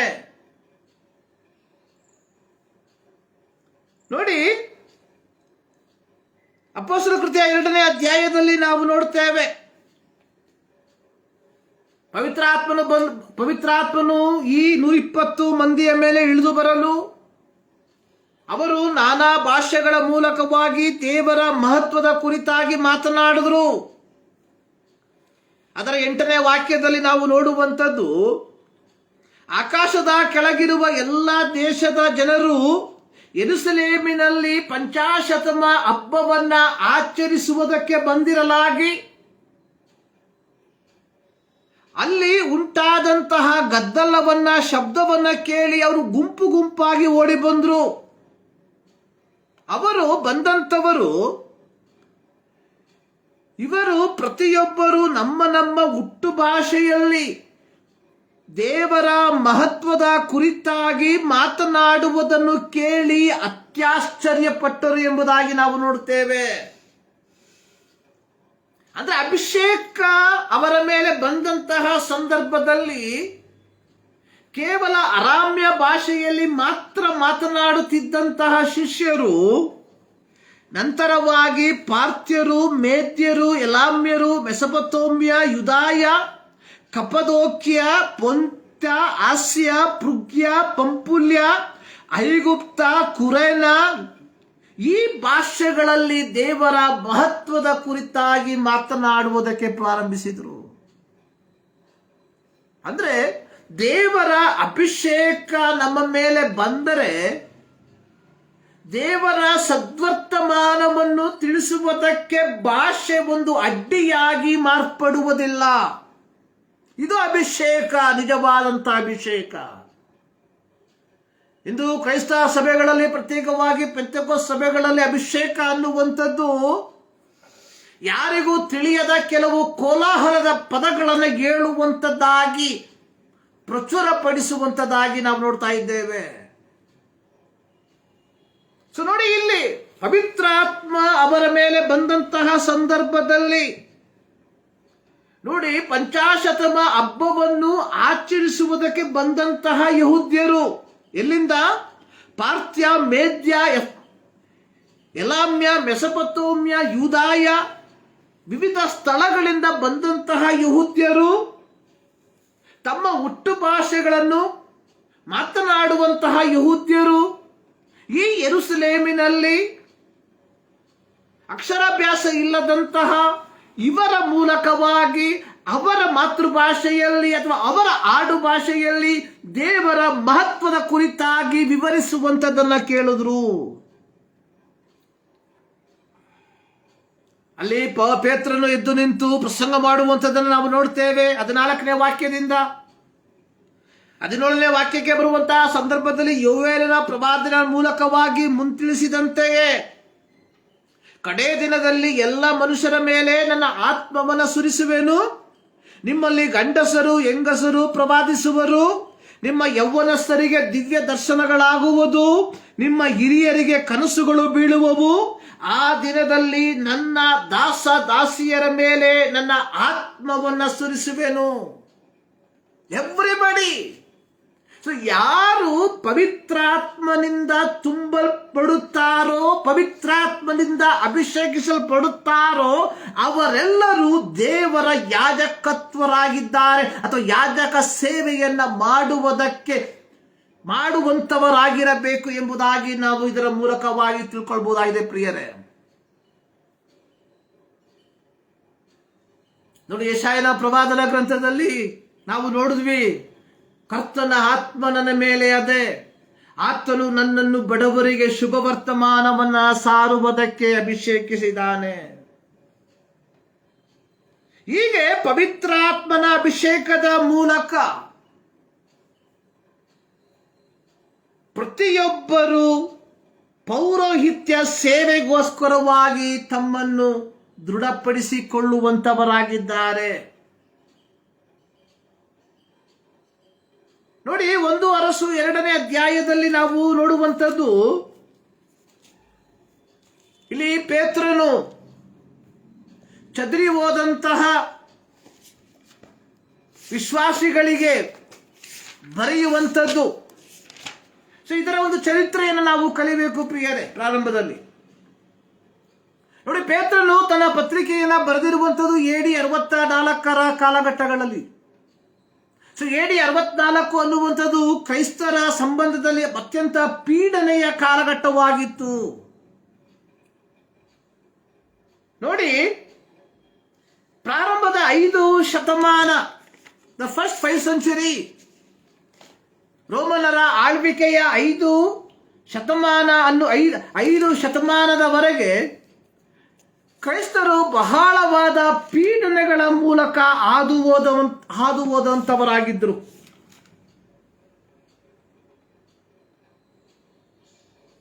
ಕಾರಣ, ಅಂದಿನ ಕ್ರೈಸ್ತರು ರೋಮನ್ನರು ಆಚರಿಸುತ್ತಿದ್ದಂತಹ ಯಾವ ಆಚಾರ ವಿಚಾರಗಳನ್ನು ಪಾಲಿಸದವರಾಗಿದ್ದರು. ಸೊ ಇಂದಿನ ಕ್ರೈಸ್ತರ ಒಂದು ಪ್ರತ್ಯೇಕತೆ ಅಂದ್ರೆ ಎಲ್ಲವನ್ನ ಆಚರಿಸುವಂಥದ್ದು.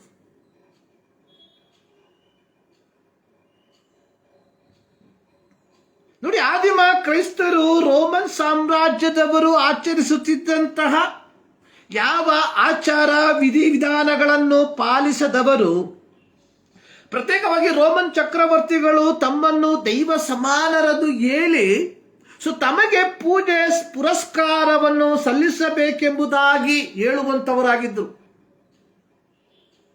ಚರಿತ್ರೆಗಳನ್ನು ನಾವು ಕಲಿಯುವಂತಹ ಸಂದರ್ಭದಲ್ಲಿ ಗೊತ್ತಾಗ್ತದೆ. ಪ್ರತ್ಯೇಕವಾಗಿ ಪ್ರಕಟಣೆ ಪುಸ್ತಕವನ್ನು ನಾವು ಕಲಿಯುವಂತಹ ಆಸ್ಯ ಸೀಬೆ 7 ಸಭೆಗಳಿಗೆ ಬರೆದಿರುವಂತಹ ಪತ್ರಿಕೆಗಳನ್ನು ಕಲಿಯುವಂತಹ ಸಂದರ್ಭದಲ್ಲಿ ಗೊತ್ತಾಗ್ತದೆ. ಅನೇಕ ರೋಮನ್ ಚಕ್ರವರ್ತಿಗಳು ತಮ್ಮ ಒಂದು ಪ್ರತಿಮೆಯನ್ನ ಮಾಡಿ ಅದನ್ನ ಪೂಜಿಸುವುದಕ್ಕೆ ಹೇಳುವಂತದ್ದಾಗಿ ನಾವು ನೋಡುತ್ತೇವೆ. ಪ್ರತ್ಯೇಕವಾಗಿ ಕ್ರೈಸ್ತರಾದ ನಮಗೆ ಗೊತ್ತಿರುವಂಥದ್ದು ದಾನಿಯೇಲನ ಪ್ರವಾದನ ಪುಸ್ತಕದಲ್ಲಿ ಬರೆಯಲ್ಪಟ್ಟಂತಹ ಆ ಒಂದು ಪ್ರತಿಮೆ ವಿಚಾರವಾಗಿ ಮಾತ್ರ. ಆದರೆ ಪ್ರಕಟಣೆ ಪುಸ್ತಕವನ್ನು ಕಲಿಯುವಂತಹ ಸಂದರ್ಭದಲ್ಲಿ ಪ್ರತ್ಯೇಕ ಗ್ರೀಕರ ಕಾಲದಿಂದ ರೋಮನರ ಕಾಲದ ತನಕ ಅನೇಕ ಚಕ್ರವರ್ತಿಗಳು ತಮ್ಮ ಪ್ರತಿಮೆಯನ್ನ ಮಾಡಿ ಅದನ್ನ ಪೂಜಿಸುವುದಕ್ಕೆ ಹೇಳುವಂತವರಾಗಿದ್ರು. ಆದರೆ ಆದಿಮ ಕ್ರೈಸ್ತ ಸಭೆ ಅದನ್ನು ತಿರಸ್ಕರಿಸಿದ್ದರ ಫಲವಾಗಿ ರೋಮನ್ನರು ಕ್ರೈಸ್ತರನ್ನು ಧರ್ಮಭ್ರಷ್ಟರೆಂದು ಹೇಳಿ ಅವರನ್ನು ಕ್ರೂರವಾಗಿ ಶಿಕ್ಷಿಸುವಂತವರಾಗಿದ್ದರು. ಸೊ AD 64ರಲ್ಲಿ ನೀರೋ ಚಕ್ರವರ್ತಿಯ ಕಾಲದಲ್ಲಿ ರೋಮ್ ನಗರ ಒಂದು ದೊಡ್ಡ ಅಗ್ನಿಯ ಅವಘಡಕ್ಕೆ ಒಳಗಾಯಿತು. A great fire. ಸೊ ಇದರ ಫಲವಾಗಿ ರೋಮನ್ ನಗರ ಸಂಪೂರ್ಣವಾಗಿ ಬೆಂಕಿಯಿಂದ ನಾಶವಾಗಿ ಹೋಯಿತು. ಈ ಸಂದರ್ಭವನ್ನ ನೀರೋ ಚಕ್ರವರ್ತಿ ತನ್ನ ಮುಖವನ್ನ ಉಳಿಸಿಕೊಳ್ಳುವ ಸಲುವಾಗಿ ಕ್ರೈಸ್ತರು ರೋಮ್ ನಗರಕ್ಕೆ ಬೆಂಕಿಯನ್ನು ಹಚ್ಚಿದರು ಎಂಬ ಆರೋಪವನ್ನ ಮಾಡಿ ರೋಮ್ ನಗರದಲ್ಲಿದ್ದ ಎಲ್ಲ ಕ್ರೈಸ್ತರನ್ನ ಅತ್ಯಂತವಾಗಿ ಪೀಡಿಪಿಸುವುದಕ್ಕೆ ಪ್ರಾರಂಭಿಸಿದ. ನೋಡಿ, ನೀರೋ ಚಕ್ರವರ್ತಿ ಕ್ರೈಸ್ತರನ್ನ ಯಾವ ರೀತಿಯಾಗಿ ಪೀಡಿಪಿಸಿದ ಅಂದ್ರೆ ಅವರನ್ನು ಅತ್ಯಂತ ಕ್ರೂರವಾದ ರೀತಿಯಲ್ಲಿ ಗಲ್ಲಿಗೇರಿಸ್ತಾ ಇದ್ದ ಅಥವಾ ಶಿಲುಬೆಗೆ ಹಾಕ್ತಾ ಇದ್ದ. ಅದು ಮಾತ್ರವಲ್ಲ, ಅನೇಕರನ್ನು ಜೀವಂತವಾಗಿ ಸುಟ್ಟು ಹಾಕದ. ಜೀವಂತ ವ್ಯಕ್ತಿಗಳ ಮೇಲೆ ಮೇಣವನ್ನು ಸುತ್ತಿ ತಲೆಯ ಮೇಲೆ ಬೆಂಕಿ ಹಾಕಿ ದೀಪವನ್ನು ಹತ್ತಿಸಿ ಆ ಬೆಳಕಿನಲ್ಲಿ ರಾತ್ರಿಯ ಸಂದರ್ಭದಲ್ಲಿ ಅವನು ಸಲ್ಲಾಪ ಪಡುವಂತ ವ್ಯಕ್ತಿಯಾಗಿದ್ದ.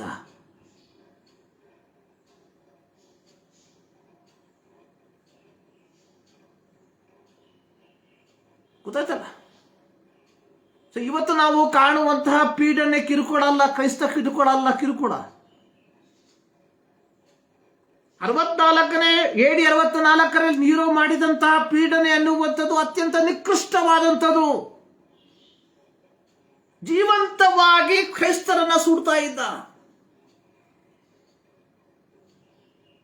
ಕ್ರೈಸ್ತರನ್ನ ಕಟ್ಟಿ ಒಂದು ಕಂಬಕ್ಕೆ ಕಟ್ಟಿ ಹಾಕಿ ಸುತ್ತಲೂ ಕಟ್ಟಿಗೆಯನ್ನ ತುಂಬಿಸಿ ಅದಕ್ಕೆ ಬೆಂಕಿ ಹಾಕುವುದರ ಮೂಲಕವಾಗಿ ಕ್ರೈಸ್ತರನ್ನ ಕೊಂದಾಕ್ತಾ ಇದ್ದ.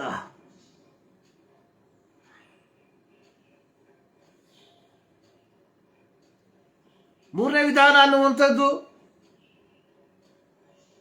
ಸಿಂಹ, ಕರಡಿ ಇಂಥ ಕಾಡು ಮೃಗಗಳಿವಲ್ಲ, ಕಾಡು ಮೃಗಗಳಿಗೆ ಆಹಾರ ಕೊಡದೆ ಹಸಿವೆಯಿಂದ ಅವುಗಳನ್ನು ಕಂಗೆಡಿಸಿ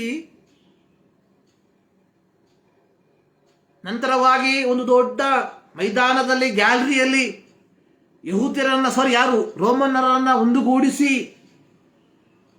ಅವರ ಮಧ್ಯದಲ್ಲಿ ಕ್ರೈಸ್ತರನ್ನ ಬಿಡ್ತಾ ಇದ್ದ. ಕಾಡು ಮೃಗಗಳು ಇವರನ್ನ ಆಕ್ರಮಿಸುವಂಥದ್ದು ಇವನಿಗೆ ಒಂದು ವಿರೋಧವಾಗಿತ್ತು.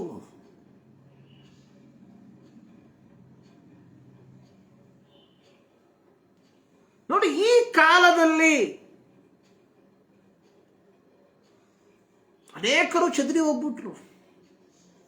ಸೊ ಎಲ್ಲೆಲ್ಲಿಗೆ ಚದರಿ ಹೋದ್ರು ಅಂತ ಯಾಕೋ ಪೇತ್ರನು ತನ್ನ ಪತ್ರಿಕೆಯಲ್ಲಿ ಬರೆದಿದ್ದಾನೆ. ಅಂದ್ರೆ ರೋಮ್ ಪಟ್ಟಣವನ್ನ ಬಿಟ್ಟು ಅನೇಕ ಕ್ರೈಸ್ತರು ಪೊಂತ, ಗಲಾತ್ಯ, ಕಪದೋಕ್ಯ, ಆಸಿಯಾ, ಬಿತುನ್ಯ ಎಂಬ ಇದು ರೋಮನ್ನರ ಆಳ್ವಿಕೆಯಲ್ಲಿ ಒಳಪಡುವಂತ ಸ್ಥಳಗಳೇ. ಈ ಸ್ಥಳಗಳಿಗೆ ಓಡೋಗ್ಬಿಟ್ರು, ಪಲಾಯನ ಮಾಡಿದ್ರು. ಸೊ ಹೀಗೆ ತಮ್ಮ ಜೀವಿತದ ಅಥವಾ ತಮ್ಮ ಜೀವಕ್ಕೆ ಯಾವ ಒಂದು ಸೆಕ್ಯೂರಿಟಿ ಇಲ್ಲದೆ, ಸಂರಕ್ಷಣೆ ಇಲ್ಲದೆ ಜೀವಿಸುತ್ತಿರುವಂತಹ ಕ್ರೈಸ್ತರನ್ನ ಈ ಪೀಡೆಗಳ ಮಧ್ಯದಲ್ಲಿ, ಈ ಕಿರುಕುಳದ ಮಧ್ಯದಲ್ಲಿ ಕ್ರಿಸ್ತ ನಂಬಿಕೆಯಿಂದ ಬಿದ್ದು ಹೋಗದೆ ಕ್ರಿಸ್ತ ನಂಬಿಕೆಯಲ್ಲಿ ದೃಢವಾಗಿ ನಿಲ್ಲಿಸುವುದಕ್ಕೋಸ್ಕರವಾಗಿ ಈ ಒಂದು ಪತ್ರಿಕೆಯನ್ನು ಬರೆದಿರುವಾಗ ಇಲ್ಲಿ ಪೇತ್ರನು ಹೇಳುವಂಥದ್ದು, ನೀವಾದರೂ ನಿಮ್ಮನ್ನು ಕತ್ತಲೆಯೊಳಗಿಂದ ಕರೆದು ತನ್ನ ಆಶ್ಚರ್ಯಕರವಾದ ಬೆಳಕಿನಲ್ಲಿ ಸೇರಿಸಿದಾತನ ಗುಣಾತಿಶಯಗಳನ್ನು ಪ್ರಚಾರ ಮಾಡುವವರಾಗುವಂತೆ ದೇವರಾದುಕೊಂಡ ಜನಾಂಗವು, ರಾಜವಂಶಸ್ಥರಾದ ಯಾಜಕರು, ಮೀಸಲಾದ ಜನವು, ದೇವರ ಸ್ವಕೀಯ ಪ್ರಜೆಯೂ ಆಗಿದ್ದೀರಿ. ನೋಡಿ, ಇಲ್ಲಿ ಪೀಡೆಗಳ ಮೂಲಕ, ಕಿರುಕುಳದ ಮೂಲಕ, ಪ್ರಾಣ ರಕ್ಷಣೆಗಾಗಿ ಚದರಿ ಹೋಗಿರುವಂತಹ ವಿಶ್ವಾಸಿಗಳನ್ನ ಕ್ರಿಸ್ತನಲ್ಲಿ ದೃಢವಾಗಿ ನಿಲ್ಲಿಸುವುದಕ್ಕೆ ಪವಿತ್ರಾತ್ಮನು ತಾನೇ ಪೇತ್ರನ ಮೂಲಕವಾಗಿ ಈ ಒಂದು ಪತ್ರಿಕೆಯ ಮೂಲಕ ಬರೆಸಿರುವಂತಹ ಮಾತುಗಳು. ನೀವ್ಯಾರಾಗಿದ್ದೀರಿ? ಕತ್ತಲೆಯೊಳಗಿಂದ ನಿಮ್ಮನ್ನು ಕರೆದು ತನ್ನ ಆಶ್ಚರ್ಯಕರವಾದ ಬೆಳಕಿನಲ್ಲಿ ಸೇರಿಸಿದಾತನ ಗುಣಾತಿಶಯಗಳನ್ನು ಪ್ರಚಾರ ಮಾಡುವವರಾಗುವಂತೆ ದೇವರಾದುಕೊಂಡ ಜನಾಂಗ, ರಾಜವಂಶಸ್ಥರಾದ ಯಾಜಕರು, ಪ್ರೀಸ್ಟ್ಲಿ, ರಾಯಲ್ ಪ್ರೀಸ್ಟ್. ಪ್ರಿಯರೇ, ಅಲ್ಲಿ ಸಭೆ ಇರಲಿಲ್ಲ. ನೋಡಿ, ಕ್ರೈಸ್ತರಿಗೆ ಸಭೆ ಅನ್ನುವಂಥದ್ದು ಬಂದಂಥದ್ದು 3ನೇ ಶತಮಾನದ ಮಧ್ಯಭಾಗದ ನಂತರ. ಸೊ ಅಲ್ಲಿ ತನಕ ಯಹೂದ್ಯರ ಹಾಗೆ ಕ್ರೈಸ್ತರಿಗೆ ಸಿನಗೋಗಳು ಇದ್ದಿರಲಿಲ್ಲ. ಕ್ರೈಸ್ತರು ಮನೆ ಮನೆಗಳಲ್ಲಿ ದೇವರನ್ನ ಆರಾಧಿಸುವಂತವರಾಗಿದ್ರು.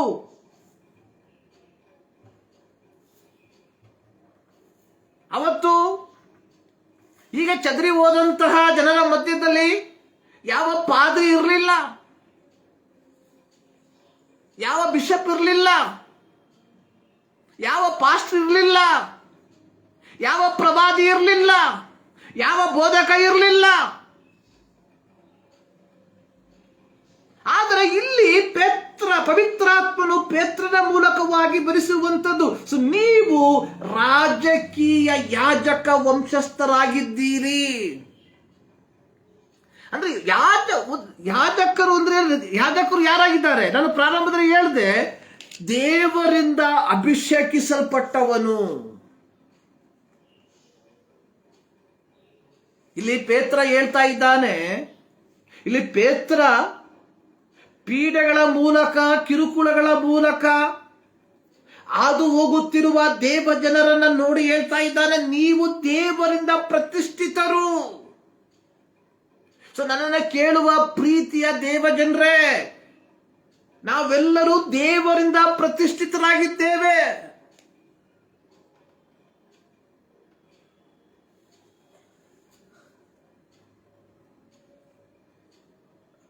ನೋಡಿ, ಅಪೊಸ್ತಲರ ಕೃತ್ಯ 8ನೇ ಅಧ್ಯಾಯಕ್ಕೆ ನಾವು ಗಮನವನ್ನು ಹರಿಸುವಂತಹ ಸಂದರ್ಭದಲ್ಲಿ ಅಲ್ಲೂ ಸಹ ನಾವು ನೋಡ್ತೇವೆ. 8ನೇ ಅಧ್ಯಾಯ ಪ್ರತ್ಯೇಕವಾಗಿ 6ನೇ ಅಧ್ಯಾಯದಿಂದ ನಾವು ನೋಡುವಂತಹ ಸಂದರ್ಭದಲ್ಲಿ 6ನೇ ಅಧ್ಯಾಯ 8ನೇ ವಾಕ್ಯದಲ್ಲಿ ಸ್ಟೇಫನನ್ನ ಕೊಲ್ಲುವಂಥದ್ದನ್ನು ನಾವು ನೋಡ್ತೇವೆ. ಸ್ಟೇಫನ ಮರಣದ ಕುರಿತಾಗಿ, ಮೊದಲ ರಕ್ತಸಾಕ್ಷಿ ಮರಣ ಸ್ಟೇಫನದ ಕುರಿತಾಗಿ ನಾವು ನೋಡ್ತೇವೆ. 8ನೇ ಅಧ್ಯಾಯಕ್ಕೆ ನಾವು ಬರುವಂತಹ ಸಂದರ್ಭದಲ್ಲಿ ಆ ದಿನದಲ್ಲಿ ಯೆರೂಸಲೇಮಿನಲ್ಲಿದ್ದ ಸಭೆಗೆ ದೊಡ್ಡ ಹಿಂಸೆ ಉಂಟಾಯಿತು. ಅಪೊಸ್ತಲರು ಹೊರತಾಗಿ ಎಲ್ಲರೂ ಯೂದಾಯ, ಸಮಾರ್ಯ ಸೀಮೆಗಳಿಗೆ ಚದರಿ ಹೋದ್ರು. ಸೊ ಚದರಿ ಹೋದವರು ಅಲ್ಲಲ್ಲಿ ಸುವಾರ್ಥ ವಾಕ್ಯವನ್ನು ಸಾರುತ್ತಿದ್ರು. ನೋಡಿ, ಅಪೊಸ್ತಲರ ಕೃತ್ಯ 1ನೇ ಅಧ್ಯಾಯದ 8ನೇ ವಾಕ್ಯದಲ್ಲಿ ನಾವು ಓದಿದಂಥದ್ದು, ನೀವು ಪವಿತ್ರಾತ್ಮ ನಿಮ್ಮ ಮೇಲೆ ಬರಲು ನೀವು ಬಲಹೊಂದಿ ಯೆರೂಸಲೇಮಿನಲ್ಲಿ, ಯೂದಾಯದಲ್ಲಿ, ಸಮಾರ್ಯದಲ್ಲಿ, ಭೂಮಿಯ ಕಟ್ಟ ಕಡೆಯವರೆಗೆ ನನಗೆ ಸಾಕ್ಷಿಗಳಾಗಿರಬೇಕು. ನೋಡಿ, ಪಂಚಾಶತಮ ದಿನದ ನಂತರ ಆ ದಿನದಲ್ಲಿ ಸುಮಾರು 3,000 ಜನ ಸಭೆಗೆ ಸೇರ್ಕೊಂಡ್ರು. ನಂತರವಾಗಿ ಮತ್ತೆ ಬೆಳೀತಾ ಇದೆ. ಹೀಗೆ ರಕ್ಷಣೆಯನ್ನು ಹೊಂದಿದಂತಹ ಎಲ್ಲ ವ್ಯಕ್ತಿಗಳು ಯೆರೂಸಲೇಮಿನಲ್ಲಿ ವಾಸ ಮಾಡ್ತಾ ಇದ್ದಾರೆ. They are not going out from Jerusalem. ಇದು ಸಭೆಗೆ ದೊಡ್ಡ ತಲೆನೋವಾಗಿ ಮಾರ್ಪಡ್ತಾ ಇದೆ. ನೋಡಿ, 6ನೇ ಅಧ್ಯಾಯಕ್ಕೆ ಬರುವಂತಹ ಸಂದರ್ಭದಲ್ಲಿ, ಆ ದಿವಸದಲ್ಲಿ ಶಿಷ್ಯರು ಎಚ್ಚುತ್ತಾ ಬರಲಾಗಿ ಗ್ರೀಕ್ ಭಾಷೆಯವರು ಇಬ್ರಿಯ ಭಾಷೆಯವರ ಮೇಲೆ ದಿನ ದಿನದ ಉಪಚಾರದಲ್ಲಿ ನಮ್ಮ ವಿಧವೆಯರನ್ನು ಸರಿಯಾಗಿ ಪರಾಮರಿಸುವುದಿಲ್ಲ ಎಂಬುದಾಗಿ ಗುಣಗುಟ್ಟಿದ್ರು. They all in Jerusalem. ಸಭೆಗೆ ದೊಡ್ಡ ತಲೆನೋವಾಯಿತು. ಯಾಕೆ? ಇವರು ಊಟ ಕೊಡ್ಬೇಕಲ್ಲ. ಆದರೆ 8ನೇ ಅಧ್ಯಾಯಕ್ಕೆ ಬರುವಂತಹ ಸಂದರ್ಭದಲ್ಲಿ ಪೀಡನೆ ಉಂಟಾಯಿತು. There is a persecution in Jerusalem church. ಅಲ್ಲಿ ಪೀಡನೆ ಉಂಟಾದಾಗ ಅಲ್ಲಿ ತನಕ ಯೆರೂಸಲೇಮಿನಲ್ಲಿ ಬಿಟ್ಟಿ ಊಟ ಸಿಕ್ಕುತ್ತೆ ಅಂತ ಕುಳಿತುಕೊಂಡಿದ್ದಂತಹ ದೇವಜನ ಏನ್ ಮಾಡ್ಬಿಟ್ರು? ಪೀಡನೆ ಬಂದಾಗ ಓಡೋಗ್ಬಿಟ್ರು. ಒಂದು ಕತೆ ಇದೆ, ಅಕ್ಬರ್ ಮತ್ತು ಬೀರಬಲನ ಒಂದು ಕತೆ. ಅಕ್ಬರನಿಗೆ ತನ್ನ ಸಾಮ್ರಾಜ್ಯದಲ್ಲಿ ದಾರಿಗಳಲ್ಲಿ ಭಿಕ್ಷೆ ಬೇಡುವಂಥವರು ನಡಿಬಾರದು ಅಂತ ಒಂದು ತೀವ್ರವಾದಂಥ ಒಂದು ಬಯಕೆ. ಅದಕ್ಕೆ ಏನು ಮಾಡ್ದ ಅಕ್ಬರ್? ಏನು ಮಾಡಿದ್ರು? ಬೀರಬಲನಿಗೆ ಹೇಳಿ ಭಿಕ್ಷಕರಿಗೋಸ್ಕರವಾಗಿ, ಭಿಕ್ಷಕರು ಅಂದ್ರೆ ಕೈ ಇಲ್ದವರು, ಕಾಲಿಲ್ದವರು, ಕಣ್ಣಿಲ್ದವರು, ಇಂಥವರಿಗೋಸ್ಕರವಾಗಿ ಒಂದು ಸ್ಥಳವನ್ನು ಸಿದ್ಧ ಮಾಡಿ ಅಲ್ಲಿ ಅವರಿಗೆ ಉಚಿತವಾದ ಊಟವನ್ನು ಕೊಡ್ತಾ ಇದ್ರು. ಎಲ್ಲಿ ಉಚಿತವಾದ ಊಟ ಸಿಕ್ಕುತ್ತೆ ಅಂತ ಗೊತ್ತಾದಾಗ ಅನೇಕರು ಭಿಕ್ಷೆಯ ವೇಷವನ್ನು ಹಾಕೊಂಡು ಬಂದು ಕುತ್ಕೊಂಡ್ಬಿಟ್ರು. ಯಾಕಂದ್ರೆ ಕೆಲಸ ಮಾಡೋ ಅವಶ್ಯಕತೆ ಇಲ್ವಲ್ಲ.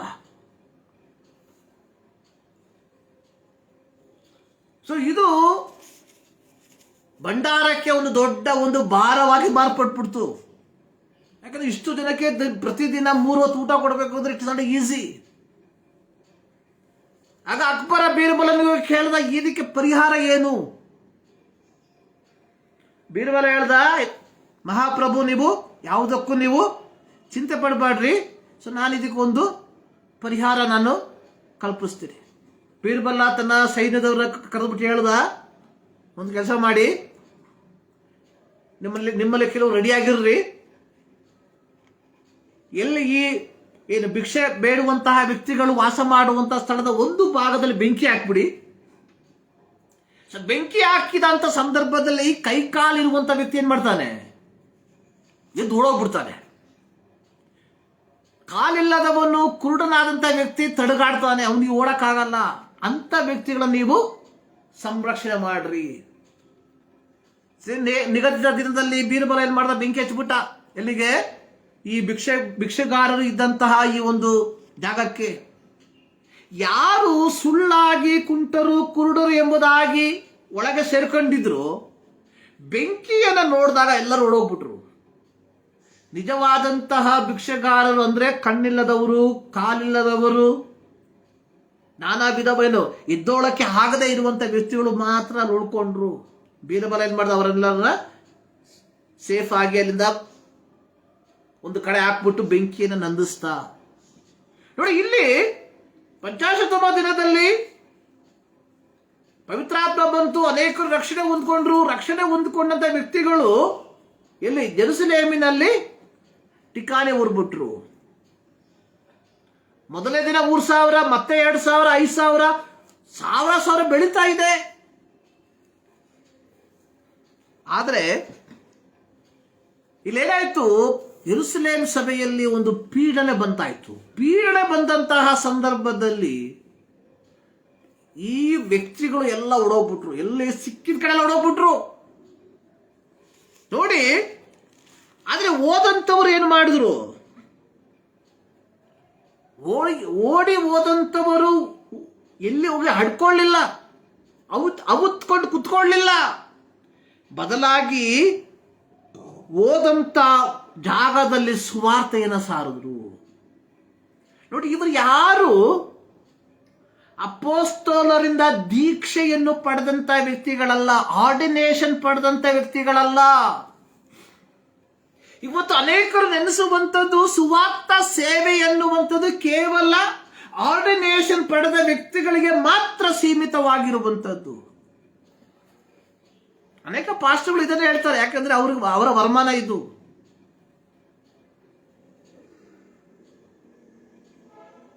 ಕೆಲವು ತಿಂಗಳುಗಳ ಹಿಂದೆ ನಾನು ಒಂದು ಕಡೆ ಹೋಗಿದ್ದೆ. ಅಲ್ಲಿ ಹೋದಂತಹ ಸಂದರ್ಭದಲ್ಲಿ ಅವತ್ತು ಆ ಒಂದು ಜಾಗದಲ್ಲಿ ಯಾವುದೋ ಒಂದು ಸಭೆಯವರು ಬಂದ್ಬಿಟ್ಟು ದೀಕ್ಷಾಸನ ಕೊಡ್ತಾ ಇದ್ರು. ಒಂದು ವ್ಯಕ್ತಿಗೆ 500 ರೂಪಾಯಿ ವಸೂಲು ಮಾಡ್ತಾ ಇದ್ದ ದೀಕ್ಷಾಸನ ಕೊಡುವಂತ ಪಾಸ್ಟರ್. ಇಂಥ ಒಂದು ಕಾಲಘಟ್ಟದಲ್ಲಿ ನಾವು ಜೀವಿಸ್ತಾ ಇದ್ದೇವೆ. ಅದೇ ನಾನು ಹೇಳಿದ್ನಲ್ಲ, ಬೀರಬಲ್ಲನ ಅಕ್ಬರ ಯಾವ ರೀತಿಯಾಗಿ ನಿರ್ಗತಿಕರಿಗೋಸ್ಕರವಾಗಿ ಒಂದು ಆಶ್ರಮವನ್ನು ತೆಗೆದ, ಅಲ್ಲಿ ನಿರ್ಗತಿಕರಿಗಿಂತ ಕೈಕಾಲಿರುವಂತ ವ್ಯಕ್ತಿಗಳು ಜಾಸ್ತಿ ಆಗಿದ್ರು ಅನ್ನುವ ರೀತಿಯಲ್ಲಿ ಇವತ್ತು ಸಭೆಗಳಲ್ಲಿ ಇಂತಹ ಹುಳಗಳು ತುಂಬಿಕೊಂಡಿದ್ದೇವೆ.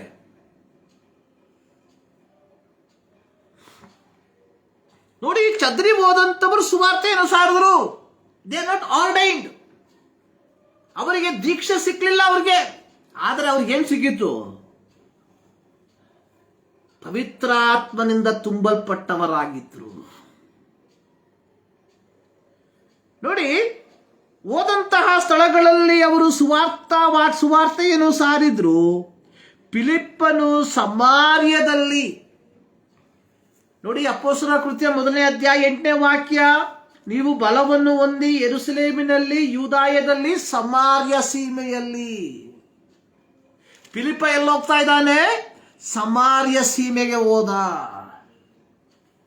ಸೊ ಯಾವ ರೀತಿಯಾಗಿ ಹೋದ? ಫಿಲಿಪ್ಪ ಯಾರು? ಅಪೊಸ್ತಲನ ಅಲ್ವಾ? ಅಪೊಸ್ತಲನಲ್ಲ, ಫಿಲಿಪ್ಪ. ಸೊ ಫಿಲಿಪ್ಪ ಯಾರಾಗಿದ್ದ? ಆ ಕಾಲದಲ್ಲಿ ನಾನು ಹೇಳ್ದಲ್ಲ, ಸಭೆಯಲ್ಲಿ ಒಂದು ಕೋಲಾಹಲ, ಗಲಾಟಿ. ಯಾವ ವಿಚಾರದಲ್ಲಿ? ಊಟದ ವಿಚಾರದಲ್ಲಿ. ಸಭೆಯಲ್ಲಿನ ಲೌಕಿಕ ಕಾರ್ಯಗಳನ್ನ, ಅಂದ್ರೆ ಊಟೋಪಚಾರದ ಕಾರ್ಯಗಳನ್ನ ನೋಡಿಕೊಳ್ಳುವುದಕ್ಕೋಸ್ಕರವಾಗಿ ನೇಮಿತನಾದ 7 ಜನ ವ್ಯಕ್ತಿಗಳಲ್ಲಿ ಫಿಲಿಪ್ಪನು ಒಬ್ಬನಾಗಿದ್ದ. ಅವನು ದೇವರಿಂದ ಅಪೊಸ್ತಲನೆಂಬ ಪದವಿಯನ್ನು ಪಡೆದಂತಹ ವ್ಯಕ್ತಿಯಲ್ಲ.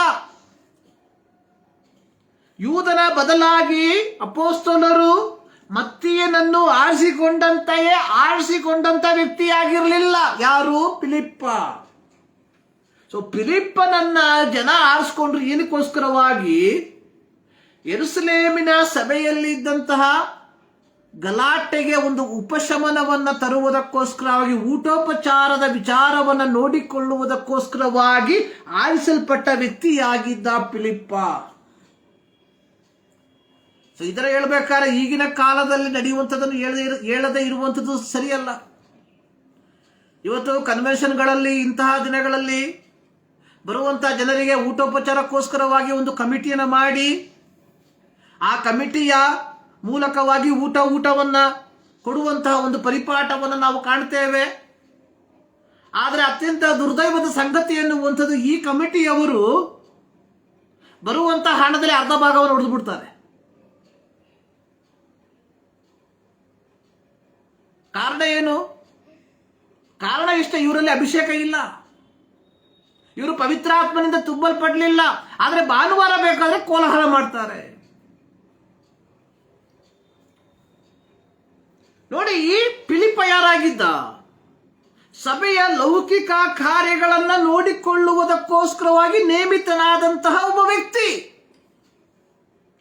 ಆದರೆ ಯೆರೂಸಲೇಮ್ ಸಭೆಯಲ್ಲಿ ಕಿರುಕುಳ ಉಂಟಾದಾಗ, ಪೀಡನೆ ಉಂಟಾದಾಗ ಓಡಿ ಹೋದವರ ಜೊತೆಯಲ್ಲಿ ಈ ಫಿಲಿಪ್ಪನು ಸಹ ಸೇರ್ಕೊಂಡಿದ್ದ.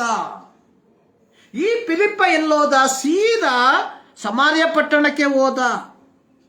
ಸಮಾರ್ಯ ಪಟ್ಟಣಕ್ಕೆ ಹೋದಂತಹ ಫಿಲಿಪ್ಪ ಏನು ಮಾಡ್ದ? ಅಲ್ಲಿ ಕೂಡಿದಂತಹ ಜನರಿಗೆ ಸುವಾರ್ತೆಯನ್ನು ಸಾರದ. ಫಿಲಿಪ್ಪನ ಮಾತುಗಳನ್ನು ಕೇಳಿ, ಅಪೊಸ್ತಲರ ಕೃತ್ಯ 8ನೇ ಅಧ್ಯಾಯ 6ನೇ ವಾಕ್ಯ, ಫಿಲಿಪ್ಪನ ಮಾತುಗಳನ್ನು ಕೇಳಿ ಅವನು ಮಾಡಿದ ಸೂಚಕ ಕಾರ್ಯಗಳನ್ನು ನೋಡಿ ಅವನು ಹೇಳಿದ ಸಂಗತಿಗಳಿಗೆ ಏಕ ಮನಸ್ಸಾಗಿ ಲಕ್ಷ್ಯ ಕೊಟ್ಟರು. ಯಾಕೆಂದರೆ ಅನೇಕ ರೋಗಗಳಿಂದ ದೆವ್ವಗಳು ಮಹಾಶಬ್ದದಿಂದ ಕೂಗಿ ಹೊರಗೆ ಹೋದವು. ಅನೇಕ ಪಾರ್ಶ್ವವಾಯು ರೋಗಿಗಳು ಕುಂಟರು ಸ್ವಸ್ಥ ಮಾಡಲ್ಪಟ್ಟರು.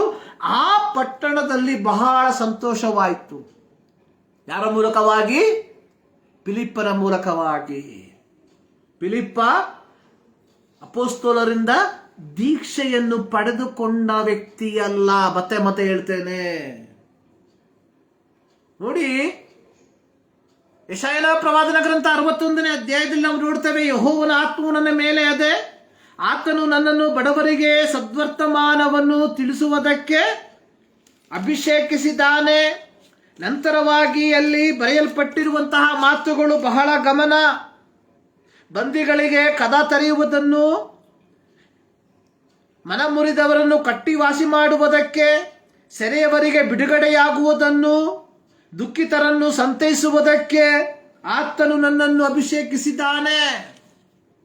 ಇಲ್ಲಿ ಫಿಲಿಪ್ಪ ಕೇವಲ ಸಭೆಯ ಲೌಕಿಕ ಕಾರ್ಯಗಳಿಗೋಸ್ಕರವಾಗಿ ಅಪೊಸ್ತಲರಿಂದ ನೇಮಿತನಾಗಿದ್ದಾಗ್ಯೂ ಅವನು ದೇವರಿಂದ ಪವಿತ್ರಾತ್ಮನಿಂದ ಅಭಿಷೇಕಿಸಲ್ಪಟ್ಟವನಾಗಿರಲಾಗಿ ಪೀಡನೆಗಳ ಮಧ್ಯದಲ್ಲಿ ಎಲ್ಲರೂ ಯೆರೂಸಲೇಮ್ ಪಟ್ಟಣವನ್ನ ಬಿಟ್ಟು ಓಡಿ ಹೋದಂತಹ ಫಿಲಿಪ್ಪ ಸಮಾರ್ಯ ಪಟ್ಟಣಕ್ಕೆ ಹೋಗಿ ಸಮಾರ್ಯ ಪಟ್ಟಣದಲ್ಲಿ ದೇವರ ವಾಕ್ಯವನ್ನ ಸಾರದ.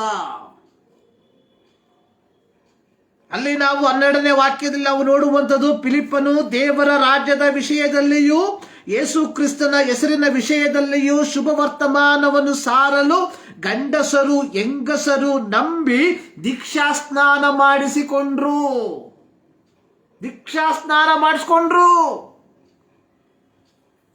ನನ್ನನ್ನು ಕೇಳುವ ಪ್ರೀತಿಯ ವಿಶ್ವಾಸಿಗಳೇ, ಪ್ರೀತಿಯ ದೇವಜನರೇ, ಯೇಸು ಕ್ರಿಸ್ತನು ಕಲ್ವಾರಿ ಶಿಲುಬೆಯಲ್ಲಿ ತನ್ನ ಕೊನೆ ಹನಿ ರಕ್ತವನ್ನು ಸುರಿಸಿ ನಮ್ಮ ಪಾಪಗಳಿಗೆ ಪರಿಹಾರವನ್ನು ಕಲ್ಪಿಸಿ ನಮ್ಮನ್ನು ದೇವರ ಮಕ್ಕಳೆಂಬ ಪದವಿಗೆ ಸೇರಿಸಿರುವಂಥದ್ದು ಕೇವಲ ವಿಶ್ವಾಸಿಗಳಾಗಿರುವುದಕ್ಕೋಸ್ಕರವಾಗಿ ಅಲ್ಲ, ಬದಲಾಗಿ ಆತನಿಗೆ ಯಾಜಕ ಸೇವಕರಾಗಿರುವುದಕ್ಕೋಸ್ಕರವಾಗಿ.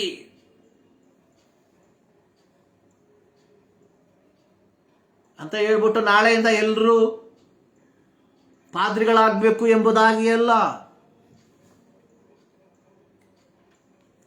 ನೋಡಿ,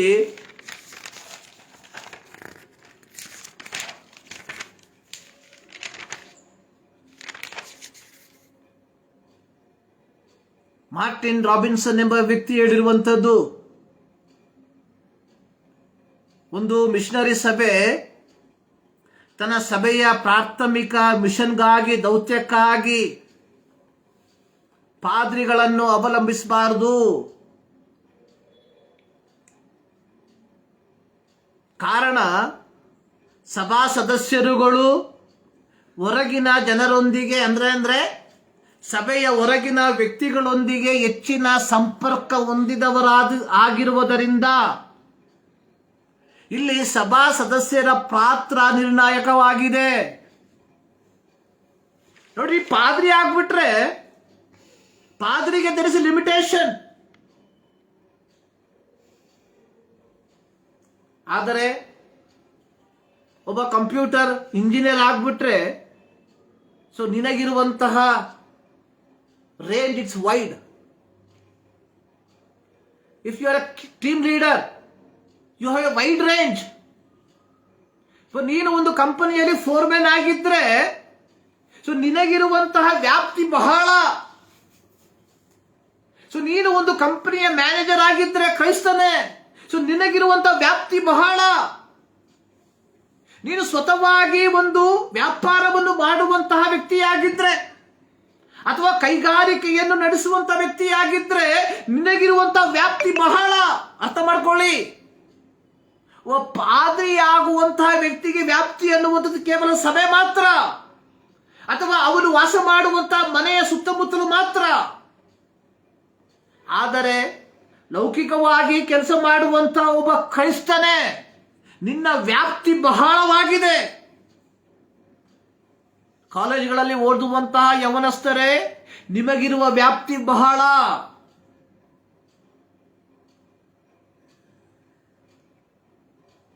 ನೋಡಿ, ಒಂದು ಲೋಕಲ್ ಸಭೆ ತನ್ನ ದೌತ್ಯವನ್ನ, ಸುವಾರ್ತೀಕರಣವನ್ನ ಮಾಡಬೇಕಾಗಿರುವಂಥದ್ದು ಯಾವುದಾದರೂ ಪಾದ್ರಿಯನ್ನ ಕರೆಸಿ. ಇವತ್ತು ನಾವು ಕಾಣುವಂಥದ್ದು ರಿವೈವಲ್ ಮೀಟಿಂಗ್, ಆದ್ರೆ ಆ ಹೆಸರು ಹೇಳ್ಕೊಂಡ್ಬಿಟ್ಟು ಹಣ ಹೊಡೆಯೋದು. ನೀವು ಮಾಡುವಂಥದ್ದು ರಿವೈವಲ್ ಮೀಟಿಂಗ್ ಅಲ್ಲ, ನೀವು ಮಾಡುವಂಥದ್ದು ರಬ್ಬಿಶ್ ಮೀಟಿಂಗ್. ಆ ಒಂದು ಮೀಟಿಂಗ್ ಮೂಲಕವಾಗಿ ಇಡೀ ಸಮಾಜ ನಿಮ್ಮನ್ನ ಶಪಿಸ್ತಾ ಇದೆ. ಕೇವಲ ಶಬ್ದ ಕೋಲಾಹಲವಲ್ಲದೆ ಯಾವ ಸಂದೇಶವೂ ಅಲ್ಲಿಲ್ಲ.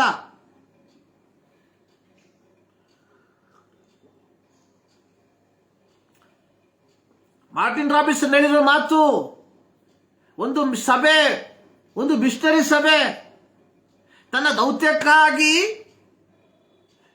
ಪಾದ್ರಿಗಳನ್ನ ಅವಲಂಬಿಸಬಾರ್ದು. ಮತ್ತೆ ಯಾರನ್ನ ಅವಲಂಬಿಸಬೇಕು? ಅಲ್ಲಿರುವ ವಿಶ್ವಾಸಿಗಳನ್ನ. ಕಾರಣ ಅವರ ವ್ಯಾಪ್ತಿ ಬಹಳ ಪ್ರಿಯರೇ.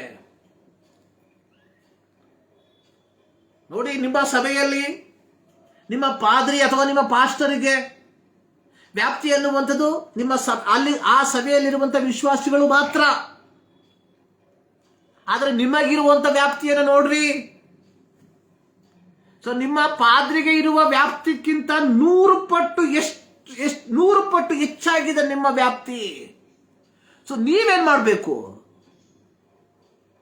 If you are anointed by the Holi Spirit, ಮತ್ತೆ ಹೇಳ್ತೀನಿ ಅಂತ ಬೇಜಾರು ಮಾಡ್ಕೊಂಬೇಡಿ.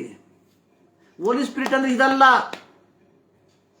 ಹಾಡಿನ ಮಧ್ಯದಲ್ಲಿ ಇದಲ್ಲ. ಹೋಲಿ ಸ್ಪಿರಿಟ್, ಯೆಹೋವನ ಆತ್ಮ ನನ್ನ ಮೇಲೆ ಇದೆ, ಆತನು ನನ್ನನ್ನು ಬಡವರಿಗೆ ಶುಭ ವರ್ತಮಾನವನ್ನು ಸಾರುವುದಕ್ಕೆ ಅಭಿಷೇಕಿಸಿದ್ದಾನೆ.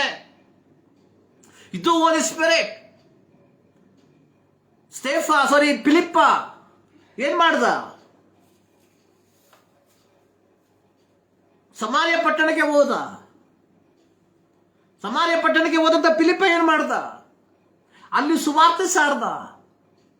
ಫಿಲಿಪ್ಪನ ಮೂಲಕವಾಗಿ ದೇವರು ಅದ್ಭುತ ಕಾರ್ಯಗಳನ್ನು ಮಾಡಿದ್ರು.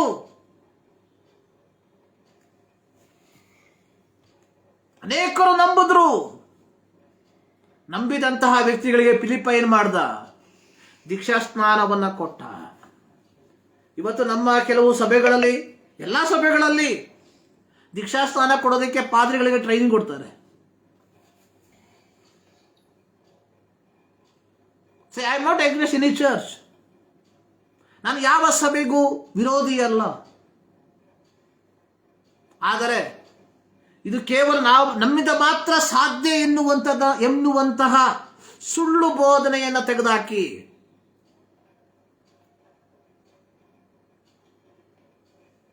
ಮತ್ತೆ ಪ್ರತಿಯೊಂದು ಆರ್ಗನೈಸೇಷನ್ಗಳಿಗೆ ಅದರದೇ ಆದ ನಿಯಮಗಳಿದೆ, ಅದನ್ನು ನಾವು ಪಾಲಿಸಲೇಬೇಕು. ಫಿಲಿಪ್ಪ ದೀಕ್ಷಾಸನ ಕೊಟ್ಟ ಅಂತ ಹೇಳ್ಬಿಟ್ಟು ನೀವು ದೀಕ್ಷಾಸನ ಕೊಡೋಕೆ ಹೋಗಬೇಡಿ ವಿಶ್ವಾಸಿಗಳೇ. ಇಬ್ರಿಯ ಪತ್ರಿಕೆ 13ನೇ ಅಧ್ಯಾಯದಲ್ಲಿ ನಾವು ನೋಡ್ತೇವೆ, ನಿಮ್ಮ ಸಭಾ ನಾಯಕರಿಗೆ ಅಧೀನರಾಗಿರ್ರಿ. So your duty as a, ದೇವರು ನಿಮ್ಮನ್ನು ಅಭಿಷೇಕಿಸಿರುವಂಥದ್ದು ಸುವಾರ್ತೀಕರಣಕ್ಕೆ. ಸುವಾರ್ತೆನ ಸಾರದಿ, ಸುವಾರ್ತೆ ನಂಬೋದನ್ನ please bring to the church. So everything should be equal. ಅದಕ್ಕೆ ನಾನು ಪ್ರಾರಂಭದಲ್ಲಿ ಹೇಳಿದೆ, ಕೆಲವರನ್ನು ಸುವಾರ್ತಿಕರನ್ನಾಗಿ, ಕೆಲವರನ್ನು ಅಪೊಸ್ತಲರನ್ನಾಗಿ, ಕೆಲವರು ಪ್ರವಾದಿಗಳನ್ನಾಗಿ ದೇವರು ನೇಮಿಸಿದ್ದಾನೆ. ಸೊ ದೇವರು ನಮಗೆ ಕೊಟ್ಟಿರುವಂತಹ ವರ, ಉಪದೇಶ ಮಾಡುವಂತಹ ವರವಾಗಿದೆ, ಉಪದೇಶ ಮಾಡೋಣ.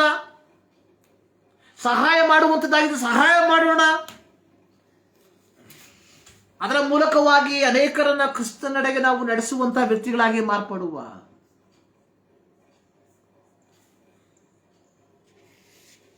ಸೊ ನಾನು ಅಭಿಷೇಕಿಸಲ್ಪಟ್ಟವನು ಎಂಬುದಾಗಿ ನೀನು ಒಳಗೊಂಡಿರುವ ಸಭೆಯನ್ನ ಬಿಟ್ಟು ಬೇರೆ ಸಭೆಯನ್ನ ಪ್ರಾರಂಭ ಮಾಡೋ ಒಂದು ಯೋಚನೆ ಮಾಡು. ಪ್ರಾರಂಭದಲ್ಲಿ ನಿನ್ನ ಸಭೆ ಉತ್ತಮವಾಗಿ ಬೆಳಿಬಹುದು, ಆದರೆ ನೀನು ಯಾವ ರೀತಿಯಾಗಿ ನಿನ್ನ ಮಾತೃ ಸಭೆಯಿಂದ ಓಡೋದು ಅದೇ ರೀತಿಯಾಗಿ ನಿನ್ನ ಸಭೆಯಿಂದ ಓಡು ಹೋಗುವಂಥ ವ್ಯಕ್ತಿಗಳು ಜಾಸ್ತಿ ಇರ್ತಾರೆ. ಕಾಳನಾಯಕ ಅವರು ಹಾಡನ್ನ ಮರಿಬೇಡ್ರಿ ಮಾಡಿದುಂಡು ಮಾರಾಯ ಅಂತ ಹೇಳಿದ್ರೆ ಯಾಕೆ ಭಯ? ಪ್ರಿಯರೇ, priesthood ಫಾರ್ ಆಲ್ ಬಿಲೀವರ್ಸ್,